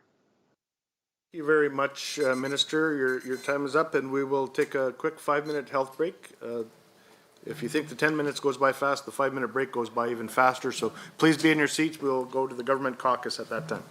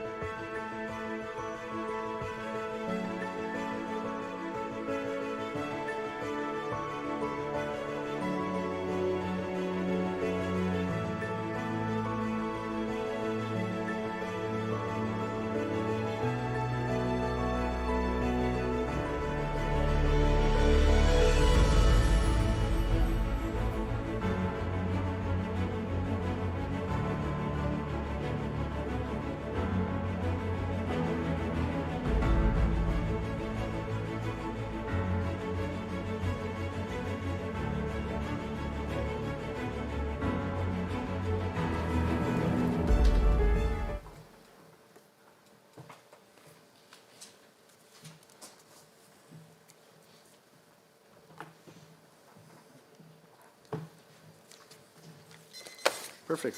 Thank you, members. And if you just indulge me for a minute, I'd like to take this opportunity to say hello to my lovely wife, who is one of the tens of Albertans that are sitting at home watching this tonight. With that, thank you, and we will move on to the government caucus. Mr. Getson, I believe you have the floor. And would you like to go back and forth with the minister? Yes, if the minister is amiable to that. Minister, you okay with back and forth? Yes, sure. You go ahead, Mr. Getson. So thank you, Minister. And hopefully we didn't get cut off there, but I can definitely see why the opposition members didn't want us to talk about that. And quite frankly, when you brought it up that a lot of our coal policy is going to be based on our consultation and the fact in the past that they've approved Cat 2 coal mines, well, when they're all sitting on a hill certainly preaching downwards, well, I guess that dog don't hunt anymore now, does it? Using some language from my folks in the south. But I would like to talk to you a little bit more about, if I can, on the mineral strategy, since it has to do with mining and some of those disturbances that we will have out there once we start exploring our resources. So in key objective 1.2, your business plan states the province will leverage Alberta's natural geological advantages in the emerging areas of geothermal and minerals. I have a two-part question for you, Minister, and given that the security of rare earth element supply chain has been identified by the U.S. in high importance, as China holds a majority of the world's supply right now, and they kind of fired a warning shot about 5 to 6 years ago, and it kind of gave everyone a moment to pause, and that rare earth elements are required for manufacturing, defense, and just about everything that we have in our supply chain. So given that, is there high potential for those types of mineral development in Alberta? And then the second part would be, oh, sorry, ma'am. And then the second part would, or when should we anticipate that mineral strategy, if indeed it's going to come out to roll out? Well, I guess your first question is, do we see big potential for mineral development in Alberta? And the answer is yes. I think this is a very exciting new opportunity. And that if you look at the future of energy and the future of energy needs globally, as I mentioned earlier, I'm extremely optimistic for Alberta and how we fit into this, because we're going to continue to be able to supply a solid demand for oil and gas. Every credible energy forecast in the future shows that there'll be a continuing role, and that oil and gas will continue to dominate the energy mix for decades to come. But those same forecasts say that there's going to be a lot of new and emerging sources of energy that will enter the energy mix, and that includes electrical powered vehicles. To produce that, you need rare earth and critical minerals like lithium, cobalt, and nickel, and we have that in Alberta. We have all of these minerals here. And Canada just, the country just published recently a list of 31 key minerals, rare earth and critical minerals, and we have them here in Alberta. We have them here. And that's why we put together in our budget, we put $25 million towards towards mineral mapping, so that we can map out and be able to show investors where we have abundant supply of those minerals. Because we have that potential right across the province. We've had it it's always been here, and other times and other governments didn't pursue it. I think the last mineral strategy that we've had in this province goes back to the year 2000, and it was never pursued. It was never implemented. Mostly, I think, because we had an abundance of oil and gas, and we had other interests that we pursued. So that activity has been here, the ability to develop a mineral strategy, and I think we have an optimistic future in it. And as I've said repeatedly today, that on many things, these opportunities were here for previous governments, including the last government, and they didn't take action on it. And that includes it was the same thing for hydrogen, for geothermal, for the rare earth and critical mineral strategy. It was true for the liability management framework. They didn't take actions on that, but that left an opportunity for our government to move very quickly and very aggressively to put these strategies together. So the second question is, when will we see a strategy? Well, we've been undertaking this now, the work since the fall, and we are working with a mineral advisory committee experts, key experts in the area, including investment experts, environmental experts, Indigenous experts, people who understand what you need to put together for a mineral strategy and to develop this. So we've been working with the Mineral Advisory Panel since the fall. We've been looking at what are the key elements of a mineral strategy, and have been looking at those key elements to be improving public access to quality data. That's the mineral mapping. We're providing funding in this budget to pursue that. It's having a streamlined regulatory environment as we move forward. We don't have a full regulatory policy regulations for critical and rare earth minerals. We need to have a streamlined process so that we can provide the certainty that investors need to see. And we also have to ensure that we have an environmentally responsible development in place. We know that we have to balance environmental interests with the need to develop resources responsibly. And within that policy, we're going to be putting a big emphasis on Indigenous people and a big emphasis on promoting innovation and attracting investment. So the Advisory Council was established in September of 2020 to provide the kind of strategic advice and guidance that we need to put forward a strategy. We've met with stakeholders, key groups, including Indigenous groups, government agencies and industries, environment and NGOs, non-government organizations. We've met with research institutes, municipalities, financial advisors, and landowners and mineral owners. So we've been out for engagement with the Mineral Advisory Committee, and we've undertaken 2 phases so far with an online survey during October and November. And we held virtual roundtables in January of this year to gather feedback on the draft strategy. And 2 key items that were identified by Minister, I hesitate to interrupt, but we do have a limit in the standing orders for speaking times, no matter even if you're in a block or exchanging time of 5 minutes. So we'll move back over to Mr. Getz, and I apologize. No, and no problem, Minister. I get excited about this too. So early on in my career, I worked up in the territories, and we brought in the first diamond mine in Canada. So that was 350 kilometers northeast of Yellowknife. So again, at that time, I was a heck of a lot less gray hair, but involved in the mining side and the exploration and understanding the relevance and, quite frankly, the untapped resources that we have in the Northwest. So I'm very excited to hear about the strategy. If I can pivot a little bit, the other one that got me pretty excited was geothermal.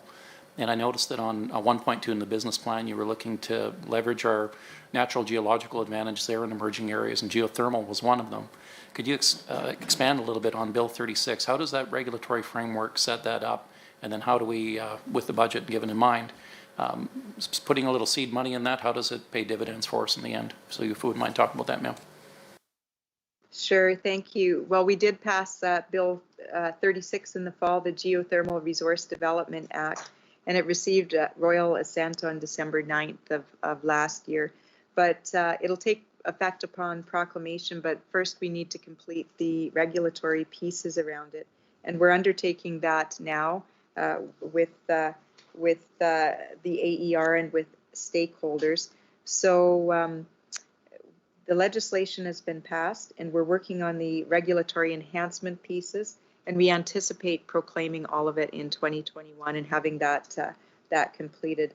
We're continuing engagement with stakeholders to get the regulatory pieces right, and we're continuing, and this is an area where we're actually working with Ottawa, with the federal government on, to ensure that our interests are aligned here. They're very significantly interested in geothermal. But to talk about the potential of what we could have here in this province, studies have shown that there's we could produce up to 6,100 megawatts of thermal energy and 1,150 megawatts of electricity. So there is significant potential here, and we've got a lot of advantages right here in the province on producing it. Everything from the geological advantages, what's below the surface, to a significant inventory of inactive well sites, which can be repurposed for geothermal. We've got the drilling technology here. We've got the educated workforce, the type of workforce that we need to pursue these projects, and the expertise of the oil and gas sector. So we have it all here, and I think there's an enormous potential for geothermal. You with that, Minister, and I'll cede the rest of my time, if I can, share to my colleague from Calgary Glenmore. That wouldn't be very nice. There's only 12 seconds left, members, so you might as well talk to us about rabbits or something. Oh, we'll talk about hunting rabbits or something along those lines. Thank you, Minister, for this, and again, very excited about the outlook and very optimistic. Thank you very much. We'll move over to the official opposition. Mr. Smith, I believe, has the floor. Would you like to attempt to go back and forth with the minister? I would like to attempt to, yes. Minister? No, I think it's working very well, the other process. Let's go ahead, Mr. Smith. Well, you know, to the minister through you, Chair, of course, I'm extremely disappointed that we don't get to have a friendly chat. These kinds of one-sided conversations, I think, are a missed opportunity for both of us to learn more about the Department of Energy and the work that the ministry is doing, but we will try our best. I wanted to go back to the issue of coal mining, if I could, and just to confirm that that the minister will provide written answers to the questions that I'd asked her in my last block, as she promised to the legislature. I just want her to confirm that. I also want to get the minister to tell us what the if she could expand upon the definition of mountaintop removal. Now, when she reinstated the coal policy, she stated that there will be no mountaintop removal in Category 2 lands. I'm hoping that she will clarify that mountaintop removal in Category 3 and Category 4 lands is still allowable under the current policy of this government. And if she could define clearly what mountaintop removal means in Category 2 lands, because certainly we've heard from a number of Albertans concerned that mountaintop removal is not a well-defined term when it comes to coal mining, and that there may be a number of activities that coal companies could undertake that would still result in significant destruction, but wouldn't technically be classified as mountaintop removal. I also want to ask the minister on the current state of the liabilities and the liability financial assurance that is held within the department. If the minister could tell us where that shows up in the budget. I know that the government collects mine security to hold against potential liabilities when mines are closed. If she could tell us where that shows up in the budget, how much is available in that program related to coal mine closure, how much the estimated liabilities for coal mine closure are, and if there is a significant gap between the amount of money that's available to cover the liabilities and the amount of liabilities that are estimated, what considerations the minister and her department are giving to make sure that if coal mining is allowed to go forward, that those liabilities are sufficiently addressed by the companies that are undertaking the activity, and that taxpayers aren't left on the hook for the cleanup costs of these significant liabilities. So I hope that the minister can provide us some answers to those things.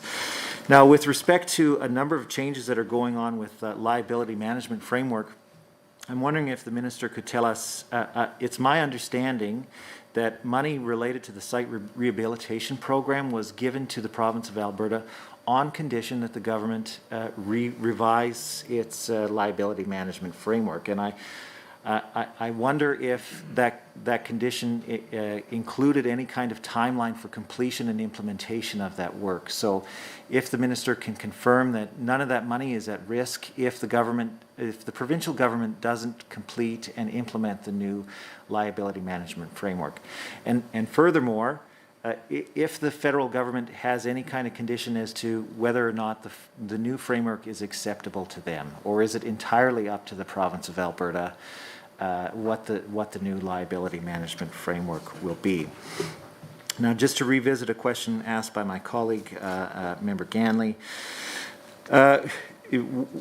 so confirm for us that this new management framework is not currently in effect. And also, if she could confirm for us whether or not the new management framework is entertaining the possibility of oil and gas companies holding insurance against their liabilities. That was an issue that was related to that. So I hope that the minister can answer those questions. How much time do I have left? 35 seconds. So I hope that she can answer those questions, and whether, if she can't, if she can commit to answering those in writing at the legislature, if she doesn't get to answering them in her 5-minute block. Thank you. Thank you very much, Minister. You have 5 minutes to respond. Thank you, and I'll get through the questions in 5 minutes. I think the first question was on mountaintop removal, and the member is correct. It's not a very well-defined term. But I think we should note that when we reinstated the 1976 coal policy, we reinstated every single condition and restriction in the coal categories that was in that policy. And that included that the restriction that no surface mining would not normally be considered on Category 2 lands. So not only did we reinstate the coal categories, but we reinforced it and we hardwired that into the AER in directives. So the directive does say no mountaintop mining on Category 2 lands, but it also includes that all of the restrictions on that were in the 1976 coal policy were also restored. So I think when we go out for consultation, when we commence the consultation, we'll be asking Albertans for sure what they consider on the various, what their understanding of mountaintop removal is, surface mining, in situ mining, open pit mining. We'll want an understanding of what they consider with all of those. But to be very, very, very clear, the full categories in the 1976 coal policy have been restored and hardwired into the AER with directives. There's a number of questions there about the liability management for mines, the security deposits. All of that falls within Alberta Environment and Parks. So that information would be more appropriately asked to Alberta Environment and Parks. It wouldn't fall within our budget and our mandate items.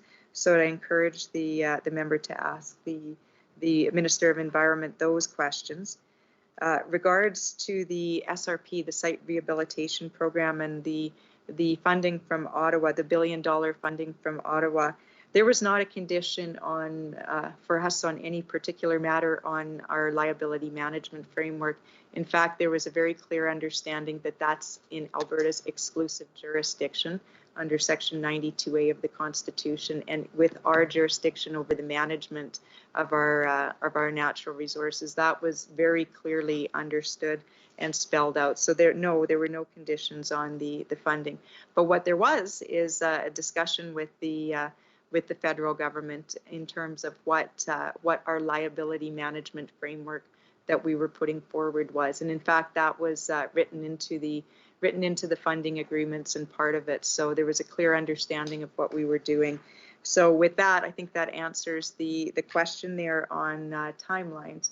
Was it contingent upon having mandatory timelines for reclamation activities for wells that were inactive, and a timeline to clean it up? And the answer there is no, because that's our liability management framework was moving on annual spending targets for closure, and that was clearly understood at the funding.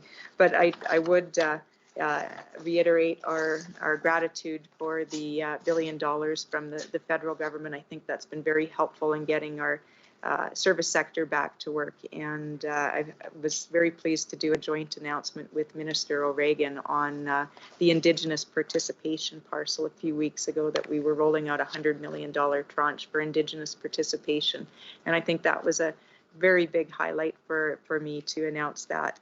The new liability management framework within that we're announcing, is it in effect? And I think you were probably talking more about the annual spending closure targets. What's underway? All of that work is underway. The regulatory pieces, the directives, all the details and the regulatory pieces are underway and being developed in the AER with specific timeframes on when it's expected that those matters will be in place. Your last question was about oil and gas companies being able to hold insurance for environmental reclamation responsibilities. That's an interesting concept and one that I think needs further discussion. And we've got the panel that's looking at post-closure, post-regulatory closure activities that we're also asking to look at other instruments like insurance, like qualified environmental trusts, other ways and assurance and ways to ensure that liabilities and Thank you, Minister. And again, I hesitate to interrupt, but thank you for those answers. We'll now move over to the Government Caucus. And who is up for speaking? Turn it over to Ms. Isaac. Member Isaac, do you wish to go back and forth with the Minister? I do, please. Minister, are you okay with that? yes. Member Isaac. Thank you so much, and Chair, through you to the Minister. Minister, there's been quite a bit of discussion around optimism tonight, and certainly I have some optimism for a sector in, or an area in the energy sector, that being electricity. I'll just draw your attention to page 37 of the business plan, going to 1.3 and the third subpoint where it's discussed Alberta's ensuring Alberta's safe, reliable electricity system, providing competitive electricity rates for investors and Albertans. It's obvious that you're stating that we are ensuring we want to ensure a safe and reliable electricity system, and certainly I know that one of the pieces to that is ensuring predictability for generators and for consumers through a market, the energy-only market. Certainly something that this government recommitted to early in its mandate in 2019. And I just want to talk a little bit about how that relates to providing the investment environment.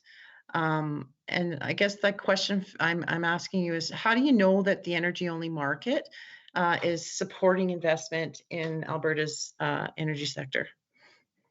Well, thank you for the question, and I'd like to also thank the member for her work on the review for the energy capacity versus energy market review. In the summer of 2019, she worked and helped and participated in that review where we determined that we would remain with the Alberta's energy-only electricity market, which had been in place for more than 2 decades. But I think your question was around supporting investment, and I'll give you a few numbers, and I think we can have a lot of confidence that this is the right approach. Sticking with the energy-only market was what Alberta needed. It was what Alberta needed to attract investment. And I'll give you some numbers here. There's been more than 800 megawatts of new generation developed in 2019 and 2020, and that's at a time when Alberta was already well supplied with electricity. There's been hundreds of millions of dollars in new industry investments to convert coal-fired generating assets to natural gas assets over the last 2 years.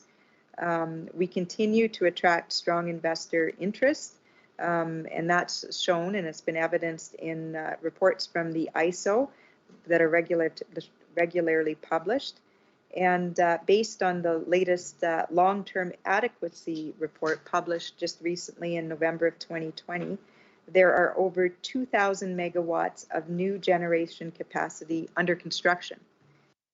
Further, there are more than 7,000 megawatts of projects proposed or in receipt of regulatory approval, and over 10,000 megawatts of generation projects that have been announced for future development or are currently seeking regulatory approval. For context, our total installed generation capacity is currently under 16,500 megawatts.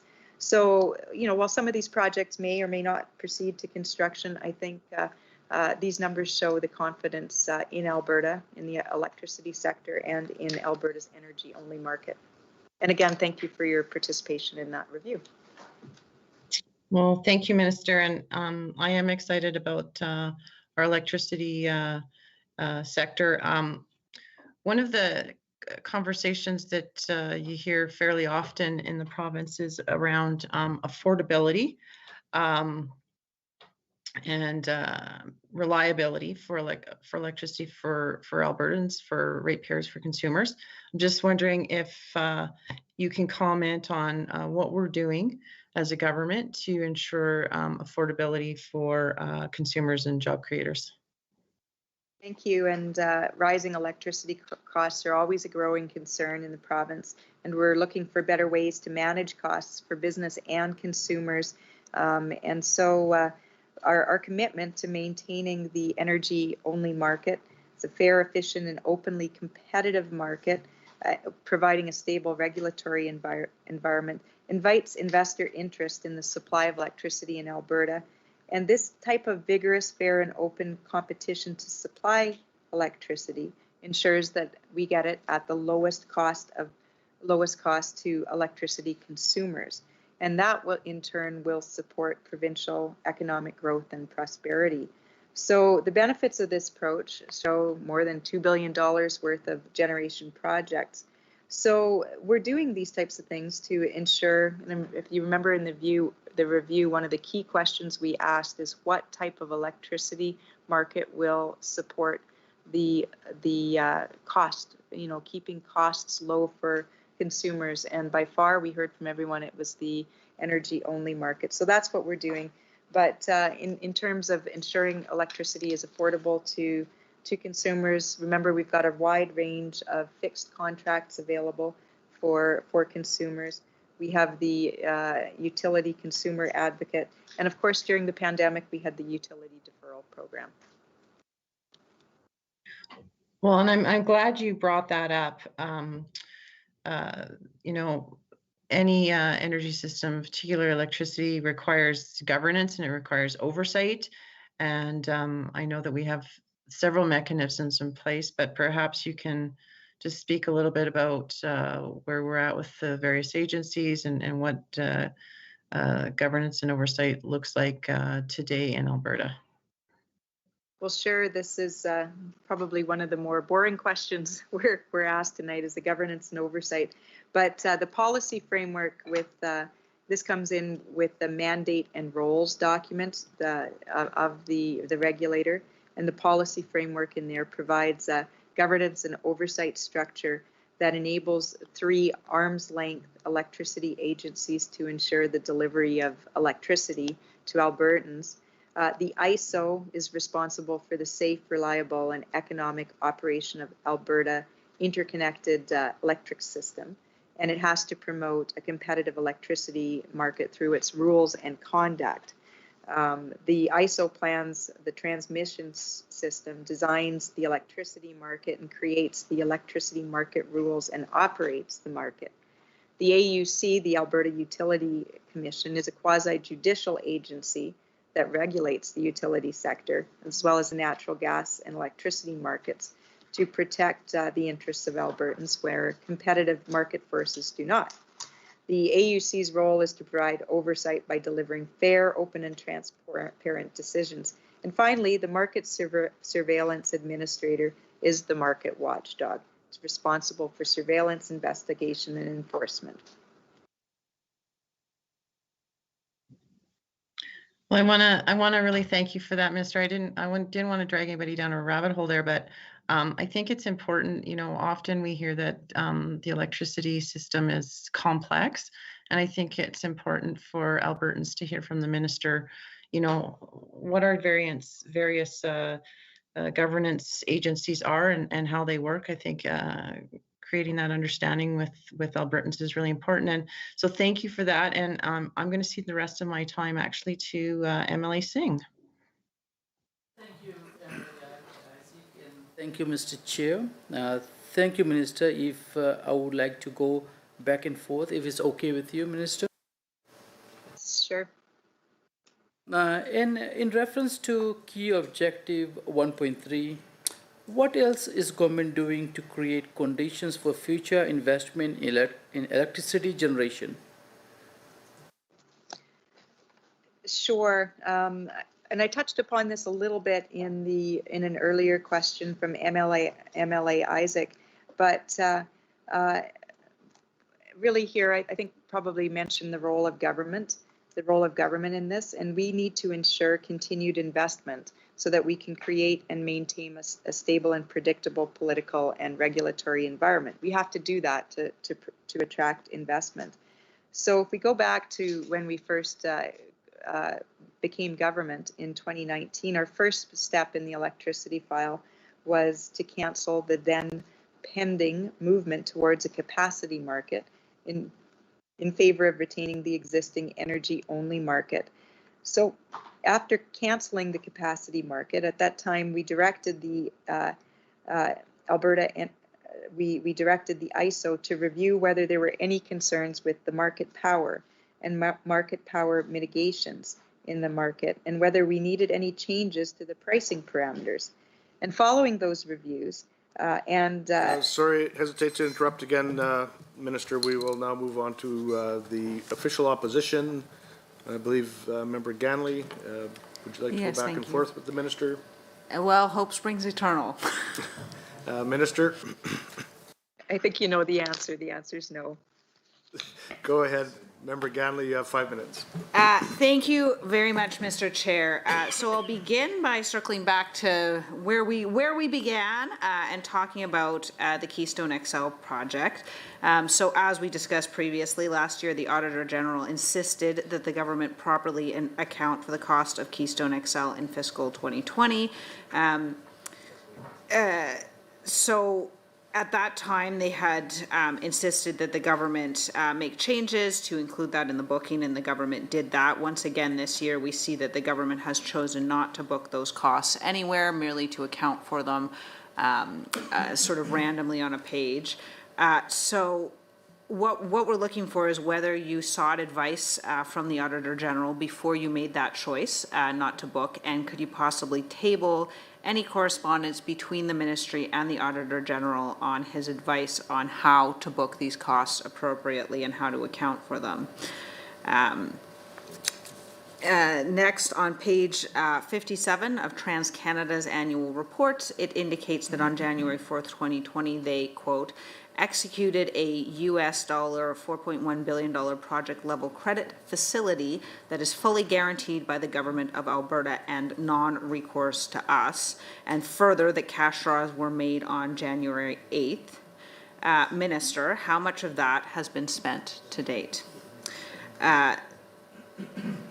Also, through you, Mr. Chair, to the Minister, does she believe that the government of Alberta should perhaps be at least as transparent with its citizens whose money it's using as TransCanada is being with its investors?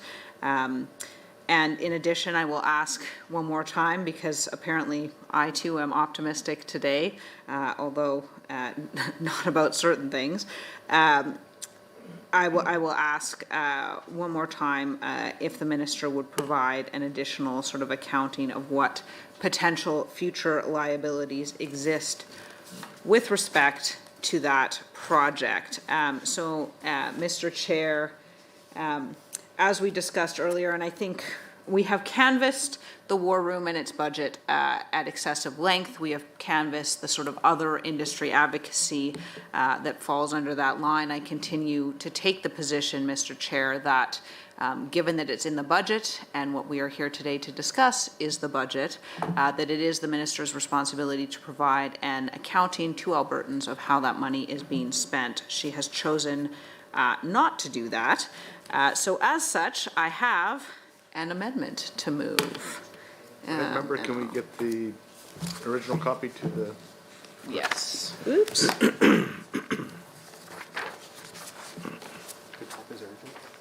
The top is original, yes. Go ahead, member. And I will read that into the record. So I move that in the 2021-22 main estimates, the Ministry of Energy be reduced for industry advocacy under reference 2.3 at page 81 by $26,999,000, so that the amount to be voted on page 79 for the expense is $1,595,957,000. And so what this amendment is doing, it is essentially reducing the budget of the war room to $1,000, or arguably just enough for Mr. Olson to pack up his things and move elsewhere. I think the reason for this, again, is, as I've stated, I believe that if we are going to spend Albertans' money, that we should measure what the outcomes are. After being asked repeatedly, the minister has been unable to indicate any way in which outcomes are being measured, any particular success that the war room has had. She has certainly indicated that there is success, but I think, again, the 1,000 job losses we saw at Cenovus today do not suggest that that success is real. And while, as the minister has highlighted many, many times, I believe that Mr. Olson is in fact trying, I think that when we're talking about spending this kind of money, and it's the money of taxpayers, that trying is insufficient, and that we ought to have succeeding. And so with that, I will move that amendment. Thank you very much for moving that. Just caution the member, naming people that aren't here to defend themselves would be not out of order, but, close to it, just in consideration of respect to them. And I believe that Mr. Ceci has seconded your motion for the amendment. So we'll now move on to the minister for a 5-minute response. Well, thank you. Thank you. And I'm going to start with the last question on the Canadian Energy Centre. Look, like the NDP are very quick to criticize the Canadian Energy Centre, and in fact, any efforts our government has taken to counter the opponents of the energy sector. And now, of course, they want to remove any and all funding, not only for the Canadian Energy Centre, but for the industry advocacy in our budget for the Department of Energy. So in that respect, there would be no ability for the government or the Canadian Energy Centre to combat a negative narrative about our energy centre. Basically, Mr. Chair, they want us to do nothing. So imagine that, no funding within the Department of Energy, no funding that could be used to counter the type of false narrative that's been developing over the last decade and that's amplified today. There'd be nothing, no funding for a narrative around Line 5 advocacy, nothing for Line 3, nothing for TMX. There'd be nothing in the budget for Energy Department or the Canadian Energy Centre to promote natural gas strategy, nothing for hydrogen. Can you imagine that? Nothing to counter the narrative that's growing out there about the difference between blue and green hydrogen. There'd be nothing for carbon capture, utilization, and storage, nothing for geothermal, nothing to help support our critical and rare earth mineral elements. But Mr. Chair, that is not surprising to me, because that's the way the NDP have done things. And they talk about metrics and measures. And I guess for me, as I'm thinking about this, first and foremost, the measure of success that matters most to me in the Canadian energy sector or in our industry advocacy is to ensure that what happened under the NDP and for the last decade will not repeat itself. And what happened there? Well, the type of narrative that allowed our oil sands to be branded dirty oil because nobody contracted the lies, that's what happened. When you don't stand up for the energy sector, you signal that it doesn't matter. Sorry, point of order has been called. Thank Go ahead, you. Mr. Schmidt. Thank you, Mr. Chair, for recognizing me as I raise a point of order concerning some of the statements that the minister has made. I, of course, am making this point of order under Standing Orders 23, H, I, and J. I think the minister is clearly using insulting and abusive language with an intent to create disorder at the meeting. I can appreciate that she's very significantly emotionally invested in the Canadian Energy Centre's work. However, that's not justification at all for attacking us personally or as a member of the previous government. It's quite clear that her intent is not to defend the track record of the CEC or to meaningfully address the motion that we brought forward. Her intent is really to derail the meeting and to make sure that we can't have a productive discussion about the energy estimates, the business plan, or the elements of the fiscal plan that relate to her ministry. So, Mr. Chair, I respectfully submit that as my point of order. I would ask that the Minister of Energy retract her statements, apologize to my colleague from Calgary Mountain View for the insulting and abusive language that she's used, and then continue on. There is a significant block of questions that my colleague has addressed, and I hope that she would skip over the abusive language and get to addressing the questions that my colleague asked. Thank you. Rebuttal, Mr. Getson. Yeah, obviously, Chair, this is not a point of order. I've had wide latitude in the conversations all tonight. I haven't heard anything that's been insulting by nature, maybe the context of how the other side is taking. I mean, for example, if I said the word platypus, they might pull up the same type of language and point out I, J, and K. The fact that the amendment was brought forward, I think the minister was articulating, quite frankly, some of the reasons why the CEC is very valuable and has been brought out here today. I think this is a matter of debate, obviously not a point of order, nor do I find anything the minister said in defense in talking about the budget items of what the CEC does for the province, for the industry, etc., that is anything insulting. In fact, I believe it's been an advocacy for a long time and defending the energy sector and showing it on record. Is that, okay. For the block. That's for the block? Okay, thank you. We'll continue with the point of order. I'm prepared to rule on it. I'll just briefly read 23H, I, and J. Makes allegations against a member. I did not hear any specific member being mentioned there. Imputes false or unavowed motives to another member. I did not hear a member singled out there at all. Uses abusive or insulting language of a nature likely to create disorder. I will say that we definitely did see some disorder created, so I will agree with the member on that point, although the language that I heard would be up to a matter of debate whether you consider it abusive or insulting. So I would say that this, although did cause some disorder and some discomfort for the member, obviously, I don't see it as a point of order. We will move on to Government Caucus. Thank you, Mr. Chair, and thank you, Minister. I will circle back to my question, which was in reference to key objective 1.3, and what else is government doing to create conditions for future investment in electricity generation?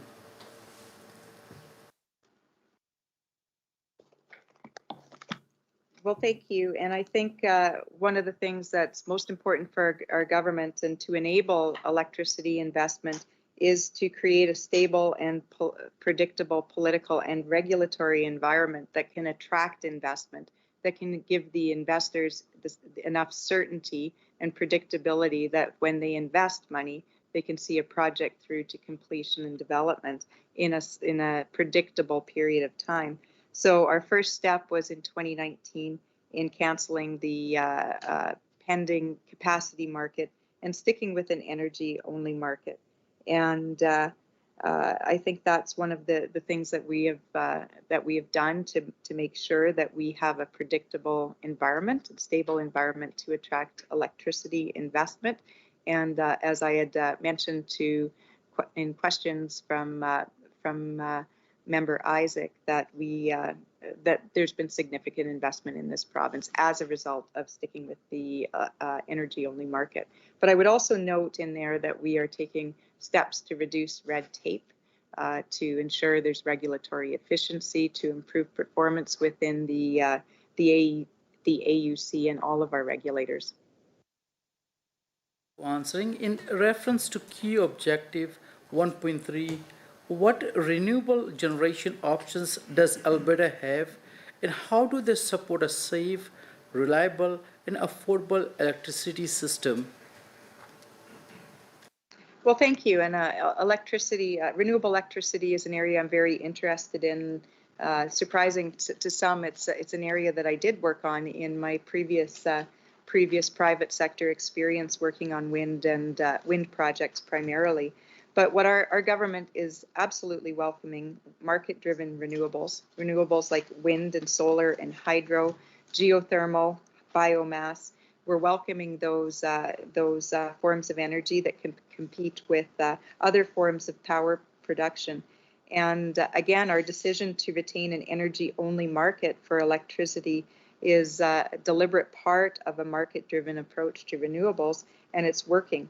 We've seen over $1.9 billion worth of utility-scale renewable generation projects announced since 2019. And the growth in renewables, funded by private interests and not government subsidies, means that there's no government debt and public debt associated with us. So our system, our electricity system will, although it's going to continue to rely heavily on natural gas generation for many years to come, we are looking forward to welcoming renewables and hydro, geothermal, biomass, wind, solar, a mixture of all of those. And we would also note with this, as we're talking about emission-free sources of electricity, that we're looking to reduce emissions from natural gas generation through carbon capture, utilization, and storage, as well as production of hydrogen. Thank you, Minister. In your business plan, the plastics circular economy is noted under key objective 1.2. Minister, what is the plastic circular economy? Question in the morning time, but you were not able to complete. Okay, thank you. Yeah, it seemed like we had been through this. The morning seems like it was probably a decade away. By 20 after 9 at night, it seems a decade ago. But the plastic circular economy, and I recall our time ran out just as I was answering the question. This is where the full value of a plastic product is used across what's called multiple life cycles. It's not used just once and then discarded and thrown into landfills or waterways. It's a circular economy where it's reused and avoids waste and environmental concerns. And Minister, what is the government's plan for plastics in Alberta? Well, thanks. And this was part of the natural gas strategy that was announced in October of 2020. It's an important part of our natural gas strategy. And the goal for Alberta is to be established as the Western North America Center for Excellence for Plastic Diversion and Recycling by 2030. So we see the potential for increasing recycling. We see the potential that it could create 13,300 jobs and be a $1.4 billion economic activity to the province. Plus, it's good for the environment. Thanks for answering all the questions, Minister. And Mr. Chair, with that, I will turn it over to Emily Todd Luan. Okay, thank you very much, Minister. If I can jump right in. We just want to change gears a little bit here, and we'll talk about the Alberta Energy Regulator, AER. Now, with reference to key objective 2.2 of the business plan regarding the Alberta Energy Regulator, optimizing regulation and oversight to ensure the efficient, effective, and environmentally responsible development of Alberta's energy resources, is the AER review fully implemented? And what is the ministry doing over the coming year to make sure that the AER is becoming more effective in regulation and oversight? Well, thank you for the question. And we, in the summer of 2019, we announced a review of the Alberta Energy Regulator, including at the time we appointed a new board of directors and we have a new CEO. So the review of the energy regulator took place over the fall, and with stakeholder engagement, hearing the perspectives of multi-stakeholders, and the outcomes of the AER review have now been implemented. That includes the new board of director. We made amendments to the Responsible Energy Development Act, which came into force in June of 2020. So as well as that, and part of the review is red tape reduction. The AER continues to take initiatives in reducing the regulatory burden on industry, and there's an active red tape reduction panel within the AER, which includes the oil and gas industry red tape reduction panel. So that work continues underway to find unnecessary regulatory steps or duplication. And of course, the government is part of the AER mandate, and the review will continue to implement the new liability management framework with key pieces, as mentioned previously in a number of questions, that will have the key places things in place this year, hopefully by June of 2021. And we have the whole framework for the liability management piece is expected to be implemented this year. Okay, thank you very much. Appreciate that. Now with the application processing, with reference to performance measure 2A, timeliness of AER application processing, I have a three-part question. Now the first part is, what work is underway to improve timeliness of AER's application processing during the upcoming year? Well, thank you. That work is already underway in the AER, and there's a number of things that are happening in there, starting with regulatory efficiency initiatives. We've also got the red tape reduction action plan, which I mentioned earlier, the red tape reduction work within the AER. We've got the ongoing delivery of what's called One Stop, a process for to create a one-stop place for applications to be processed. We have underway the implementation of the integrated decision approach, and of course the AER continues to explore ways to reduce application timelines. So there's a lot of work underway within the AER. All of those things together are creating efficiencies and ensuring that we get timelines in order so that we can compete with jurisdictions like Texas and Louisiana and Oklahoma to that have provided more certainty than what we've had in the past here in Alberta with regulatory matters. Okay, thank you, Minister. And kind of along that same lines as where you were ending there, the measure speaks to turnaround targets. How are targets set for each application, and what makes an application routine versus non-routine? Yeah, there's targets for both types of applications. Routine applications. My apologies, Minister, for interrupting again. Maybe we can address that question in the next round. We'll now move over to the official opposition. Member Ganley has the floor. Do you wish to go back and forth with the Minister? I do. Minister? I think you know the answer. The answer is no. I'm sorry. Go ahead, Member Ganley. Thank you very much, Mr. Chair. So I wanted to talk a little bit about renewables. So certainly we have heard discussion from this government about hydrogen. My first question is why we aren't seeing financial support.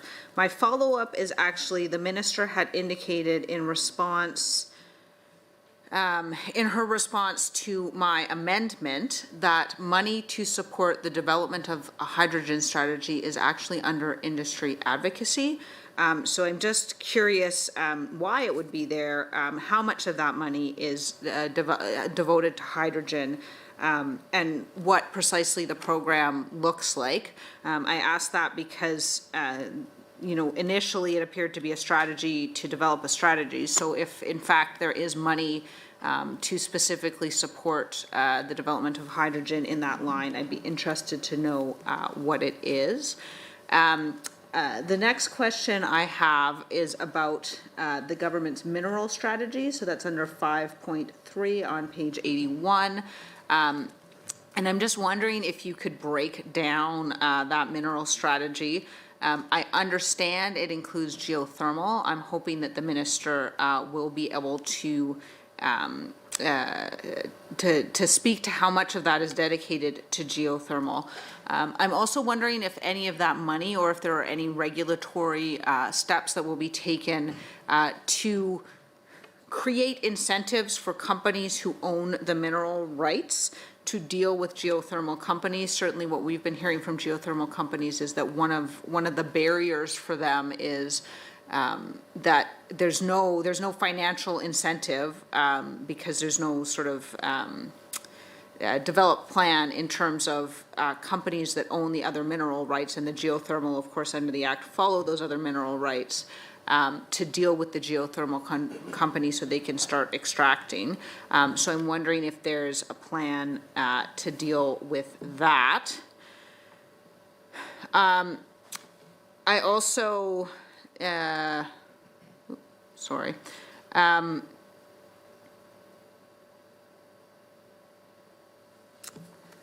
Yes, sorry. In addition, certainly the minister has indicated that there's no intention to sort of support additional renewable programs, like programs to bring online additional renewables on the electricity grid. I'm wondering if there's any plan to support development with respect to energy storage, because I think that's kind of a big move. Certainly, as well. Initially, when the REP program was brought on, I think no one thought that we would be able to incent those kind of low power prices in terms of renewables, but that was the case, and in fact, that program worked so well that we now see a self-sustaining industry that has come up in Alberta as a result of that investment. I'm just wondering if there are any plans to make similar investments in the future to sort of continue that process forward. Since I have a few extra minutes, I'll move on to some other questions. On line 5.2, I see that we're forecast to spend $113 million in 2020-21 on levy assistance, the Alberta Energy Regulator. Now, I understand that $113 million was essentially, a rebate on people's fees. I'm just curious if the government has an accounting of how many jobs were created as a result of that. And on further with respect to the mineral strategy, I did notice the minister had mentioned lithium. I'm wondering specifically sort of how much of that money is directed at that and how it will be directed. And again, if you're willing to provide a sort of full breakdown of how much of that money goes to which of the various strategies, I think that would be helpful. I think I will just use the remainder of my time to renew my question with respect to the Keystone XL pipeline, which is to say the question of, in light of the fact that in previous years you were asked to book that money. My apologies, member. Minister, you have 5 minutes to respond. Well, thank you. Thank you. These are some a broad range of questions, but I think there's some very, very good questions. Talking about hydrogen, I think your question was some general context around renewables, and then some discussions about hydrogen and whether there would be financial support and how do we incentivize it.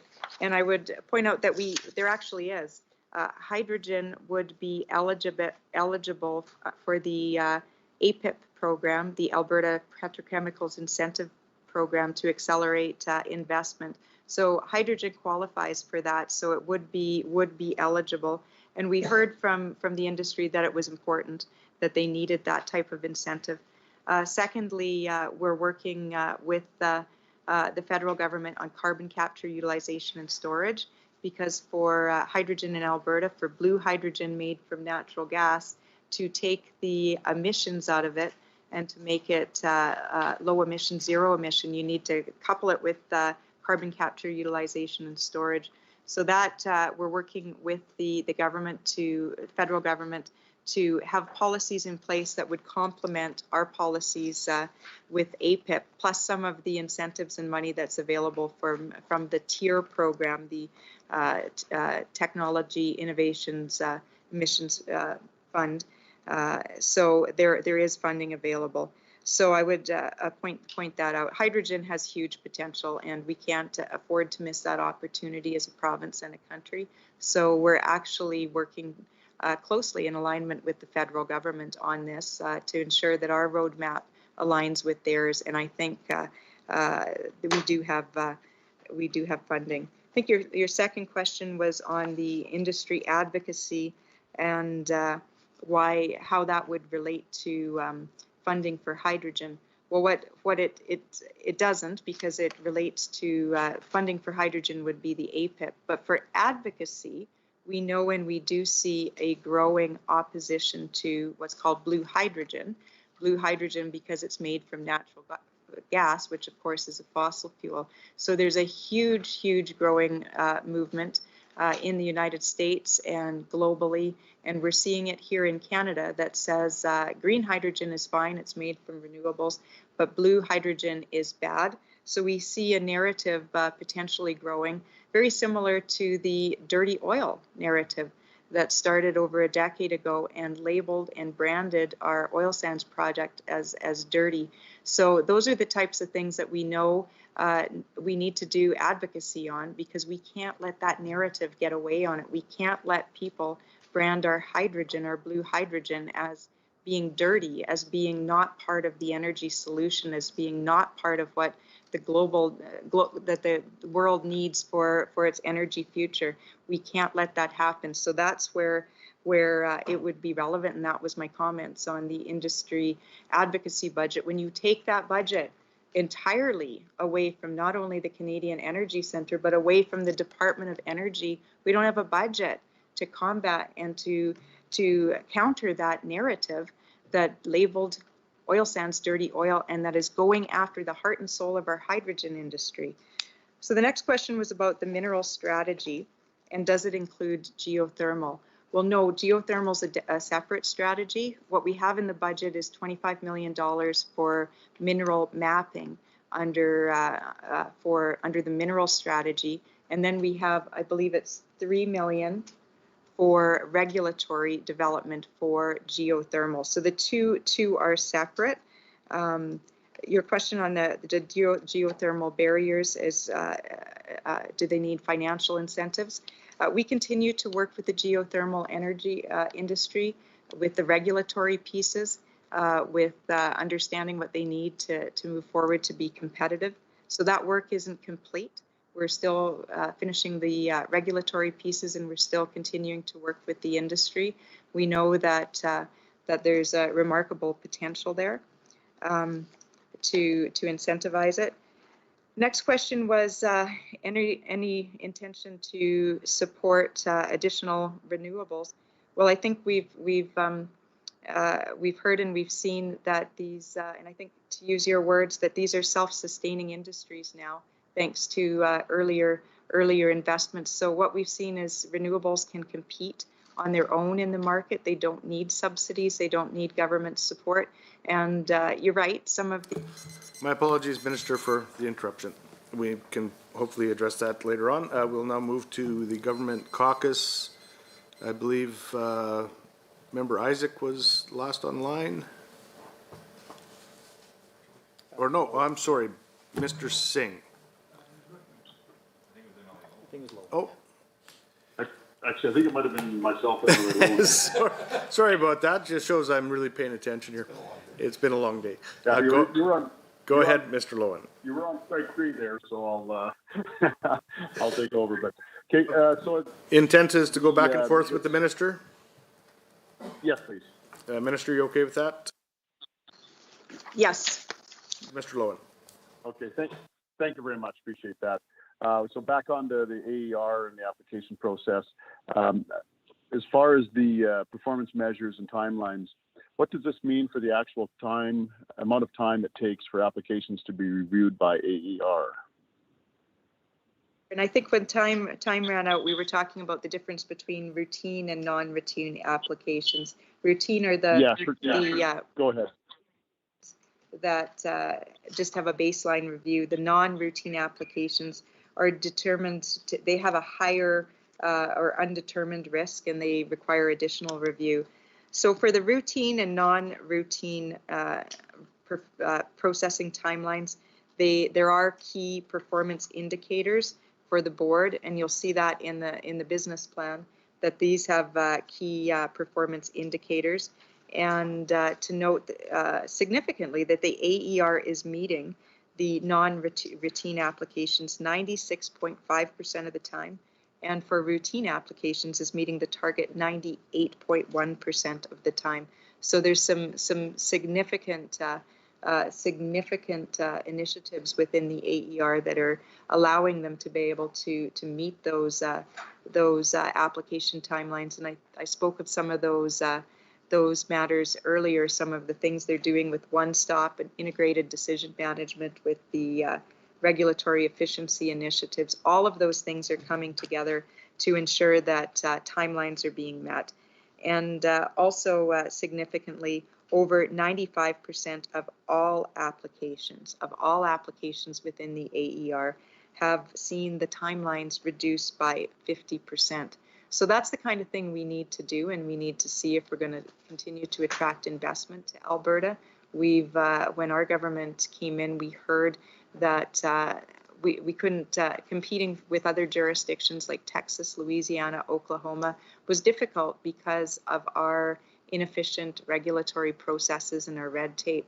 So obviously very significant improvements have been made within the AER, and I think we're on line to be one of the, if not the most competitive jurisdictions in all of North America.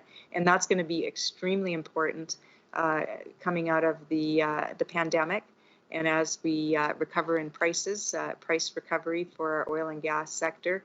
So we're going to need that to attract new drilling and to ensure that we create the types of jobs that we need. So we need to be competitive. And I think there's some very impressive work happening within the AER. Okay, thank you, Minister. Thank you for answering both those questions together there. I appreciate that. With reference to AER initiatives supporting key objectives on outcome 2 of the business plan, how much less is industry paying for AER in 2021-22 compared to the previous years, and how did you achieve those savings? Well, thank you. And I think it's, and I think this came up earlier in the, what have we been here now, a decade? It seems like a decade, but I think it came up this morning on some of the industry levies to the AER. So to be clear, the government doesn't fund the AER, the industry funds. It flows through our budget, but it is recovered, the levies are recovered and assessed on the industry. So to be clear, the AER has reduced its industry levy by $46 million, which is 18% compared to the fiscal 2018-2019 fiscal year. And those savings have been achieved through reorganization, workforce reductions, and reductions in non-essential spending. There's a continuation to reduce non-essential spending, review all labor requirements to ensure that the AER can deliver everything within its mandate while achieving necessary savings. I should also point out that in doing this, there have been no implications to environmental or safety oversight. That's of utmost importance in the Alberta Energy Regulator. These cost savings have been achieved through reorganization and workforce management. And most notably, and as part of our AER review, looking at the mandate of the AER is now staying within the scope of its mandate, focusing on energy regulation and not pursuing the types of expensive pet projects that were done in previous years under the previous government that led to 3 separate independent investigations into the conduct of the AER during those years. All of that's been cleaned up. The AER is focusing on its mandate. It's achieving efficiencies and reductions and savings. It's doing exactly what a good regulator is supposed to do.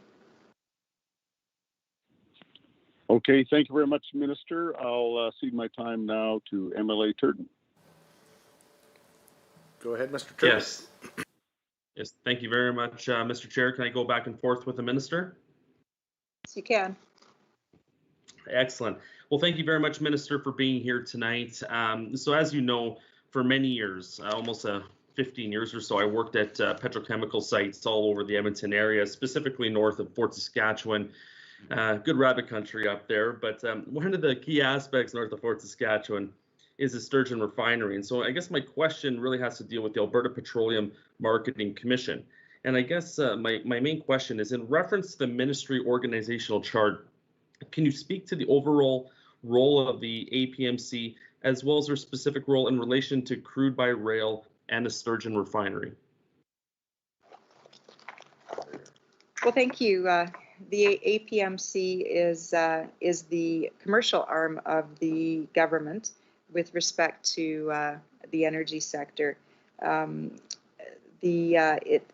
It's responsible for marketing the Crown's conventional oil royalty received in kind and for setting prices used in the valuation of the Crown royalty share of natural gas liquids, and sulfur. Further, the APMC is responsible for adding value to Alberta's energy resources and expanding access to global markets. On the APMC, on behalf of government, is also leading the divestment process of the crude by rail contracts. Its involvement in the Sturgeon Refinery is principally financial in nature, managed by the Alberta Petroleum Marketing Commission. It's responsible for the government's commitment to the Sturgeon Refinery. With respect to that, Alberta has a binding 30-year commitment to provide bitumen that will be processed into refined products, primarily ultra-low sulfur diesel, and in return pay a cost of service toll to the Northwest Redwater Partnership. The refinery is a project developed under the Bitumen Royalty in Kind initiative, and I would note that the APMC has been extremely busy this year managing a number of initiatives, managing it efficiently on budget, and doing a miraculous job over there in a number of files that it's managing. Excellent. Thank you very much for that answer, Minister. Mr. Chair, how much time do I have remaining? 35 seconds. Okay, well, instead of passing it over to my colleague Emily Yassin, I just want to say thank you very much, Minister. It's been incredible listening to your answers for the entire day. And I also just want to take this opportunity to say hello to my wife, who's actually watching these estimates from upstairs, because I'm in the basement here tonight as well. So take this opportunity. But thank you very much, Minister, for spending your entire day and the last 6 hours with us. So thank you very much, Mr. Chair. Thank you. Any response, Minister? You still have a minute if you would. I would just say in my final response, good on your spouses for watching these estimates. I highly doubt that my spouse is watching. I highly doubt. There's probably other things on TV, but good on the ones who are watching. Very good, thank you. And with that, we will move over to the official opposition. And Mr. Ceci. Thank you. Would you like to? I'll just wing it. How about, Minister, related to the oil and gas industry, are there any other liabilities beyond the two areas we've talked about earlier this evening, namely in the Orphan Well area and in the inactive wells area? In the Orphan Well area, you talked about the 1,973 wells, 4,348 sites, and 3,556 pipelines. I imagine that's kilometers of pipeline, but I think the short form for the industry is pipelines or something. So that's my question. Are there other liabilities beyond those that you've identified in these two areas? And just following up with the orphan well abandonment line that's on page 39 of your business plan, and it's at $74 million. You talked about the industry paying that levy, and AER estimates the cost of that levy, and the cost of, I presume that's the cost of cleaning up orphan wells and other things related to orphan wells that come into the hands of the Orphan Well Association in the year 2021, 2022, or perhaps you can clarify. My question around all of that is, are we sure that the AER is not taking on further liability that the industry is passing on to the public purse by the identification of the amount of that levy? Is the amount of that levy adequate to address all of the environmental liabilities that are coming into the orphan well public hands? So I wonder how you're making your assessment that that amount of money, 74 million, is adequate, and if you can outline what that is.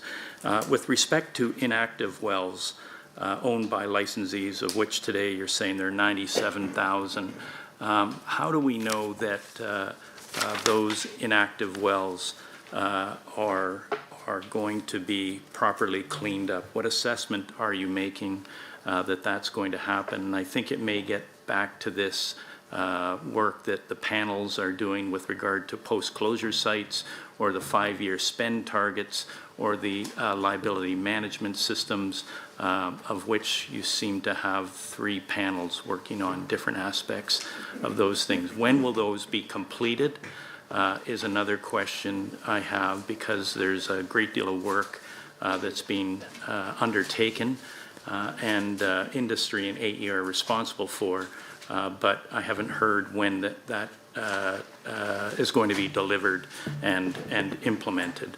So those are the questions I would have on that. And let me just check my notes once more before. How much time is left?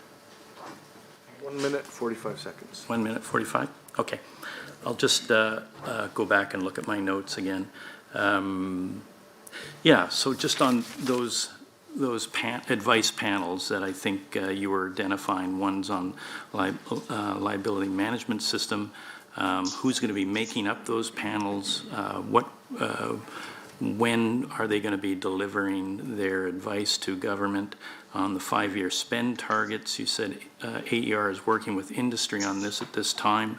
What do you anticipate seeing as a result of that work?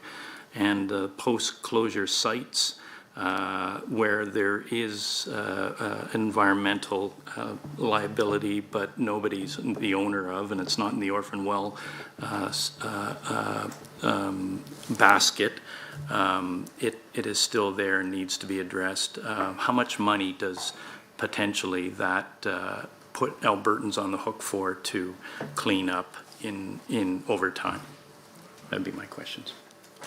Thank you very much, Member. Minister, you have 5 minutes to respond. Thank you. There was a lot in there, but hopefully I can get through it. You'd asked whether there's any other liabilities beyond the OWA and the inactive wells that are still have licensees. And I would just point out to the comments around post-closure legacy sites, sites that have been reclaimed decades ago to industry standards at the time that may not meet industry standards today. Some of those well sites, if you look back, they go back to the early 1900s when they were closed. Some of them probably closed by stuffing an old boot down the hole to close it. So there are some legacy sites that need to be considered. Another thing here that I think will help you is to understand the provincial well inventory of all the inactive and orphan wells, as well as the orphan wells I noted. We have 172,000 active wells in the province, 91,000 inactive wells, These numbers change from time to time. We have 73,000 wells that have been abandoned, 80,000 that are reclamation certified, and 37,000 that are reclamation exempt. Those last numbers that I mentioned are wells that have been reclaimed. Some of them maybe reclaimed long ago. The site, 3,556 pipelines. I don't think it's kilometers, it's actual pipelines, and some of those are very tiny and very small. They connect to a very close facility, so they're not the great big transmission pipelines that you think of. They're very tiny, very small producer-owned pipelines. So the other question was on the OWA levy, the $74 million and the costs. Just to reiterate, all orphan wells that don't have a licensee, a producer, that their licensee has gone bankrupt or is otherwise insolvent, all of those are the responsibility of the Orphan Well Association. And the OWA sets an annual levy with industry, with CAP and EPAC consultation. And the levy represents the amount that the OWA intends to spend in a given year. Inventory will fluctuate up and down, and I know in recent years we're seeing a high inventory of wells go into the Orphan Well Association, as some producers that have gone bankrupt in the last 2-3 years are now, some of their assets are percolating into the OWA. So it fluctuates, but that number is set to represent what the OWA intends to clean up in a year. On top of that, don't forget that there's been loans provided by both your government and our government to do additional work in the OWA.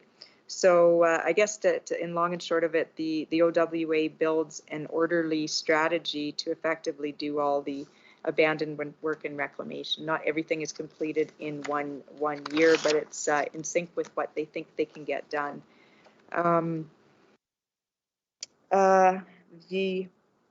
Yeah, and I think your question is the levy adequate to address all of the liabilities? Well, what the levy does is what they intend to do in a year. Some years there may be more work than what that assessment will recover. That'll carry over to future works. And the assessment, is it made by our government? I think you had a question, but it's not. We don't impact that assessment. It's made by the OWA. It flows through our budget, but it's not set by us.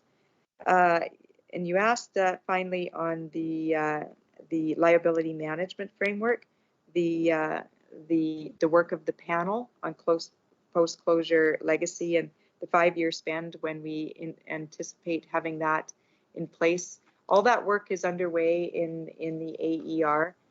The panel work will come, and we expect the 5-year spending targets and the LCAT and the LMR. That process is expected to be in place by the end of 2021. I think I'm done early. You had 3 seconds to spare. Thank you, Minister. We'll now move over to the Government Caucus for about 6 minutes and 20 seconds. And I believe Mr. Yassin has his hand up. So go ahead, Mr. Yassin. Well, thank you very much, Minister. This has been a very interesting morning and evening for those who are interested in energy in Alberta. So thank you for your hard work and information that you have provided to all of us. I have a couple of questions here. They may be toward the end of it, but last but not least at all. And I would direct your attention to key objective 1.3, which refers to an environmental stewardship. There is a common misperception that Alberta's heavy oil, particularly oil sands, are emissions intensive to produce, far more emission intensive than any other oil. Can you please, Minister, clarify that the emission intensity of Alberta oil sand is and how it compares to that produced elsewhere? And also, what kind of modeling is used for greenhouse gases? Thank you for that question, and I think it goes to the crux of a lot of the questions that we've been dealing with tonight on everything from ESG to industry advocacy to the whole conversation, the narrative that got set decades ago that the oil sands was dirty oil. Nothing could be further than the truth. Nothing could be further than the truth, and that's the kind of false narrative that we have to continue every single day to dispute and to dispel, because the reality is that the technical innovation in our province by our energy sector, by our oil sands producers, has steadily over the past decade reduced their carbon intensity. In fact, a number of our producers in the oil sands are committed to net zero production by 2050. So their carbon intensity is coming down. They're committed to net zero. We're working on carbon capture, utilization, and storage to help those producers move forward and get their production to net zero, because we know there's no pathway to getting to net zero without carbon capture, utilization, and storage. So those are the things we have to talk about every single day, about what our energy sector is doing, and there's a lot to be proud in there. Lot to be proud of what they're doing, and we're helping. Our government is helping through work from Emissions Reduction Alberta and Alberta Innovates. They're not only doing research activity, but they are helping with projects to actually reduce emissions. And in December of 2020, a study funded by those two organizations concluded that the GHG intensities from oil sands projects are 14 to 35% lower than even previously published. So already the good metrics and the good measures that our industry is taking and doing, they've already exceeded that, because new information has come forward that their emissions are actually lower. So I think some other activity to talk about and why we should be so proud of what our industry is doing. Not only have they increased their emissions intensity and they're moving to net zero, but they are taking leadership in innovation. The GHG intensities of North America and both U.S. and Canada crude falls on a range based on properties and production methods. We're exceeding those averages here in the oil sands. And I think the continued leadership is going to be important, because we know going forward that to ensure our oil sands remain competitive and that we can maintain and grow production, we not only have to be competitive and low cost and low risk, but we also have to be low carbon. And the work happening up in the oil sands right now is going to position our industry to be successful. Thank you, Mr. Information and clarification. I'll move on to another question here now on LNG. Your objective 1.2 talks about capitalizing on liquefied natural gas opportunities. The government has said that increasing Alberta's international LNG exports could contribute to emissions reduction by reducing emissions from thermal coal. Some critics say otherwise, though. What is the emission intensity of LNG compared to coal, Minister? So I think the best statistics for that is when we look at what we're doing in exporting LNG from Alberta, from Western Canada to China for power generation to replace coal-fired power generation in China with natural gas. So when you look at that, the total life cycle GH emissions from Canadian LNG is 34 to 62% less than coal. So you can imagine the significant emissions reductions globally by replacing coal-fired electricity in China. And the second point here is that we're already doing that in Alberta. And as a result of supplying natural gas to replace coal-fired electricity production here in Alberta, we are reducing GHG here. So we're not only reducing GHGs in Asian markets, we're reducing it here. And to point out, our electricity sector has moved up by 7 years the estimate of when they'll be off coal-fired, and that's because of natural gas and the ability to move off of coal. Thank you very much for that information, Minister.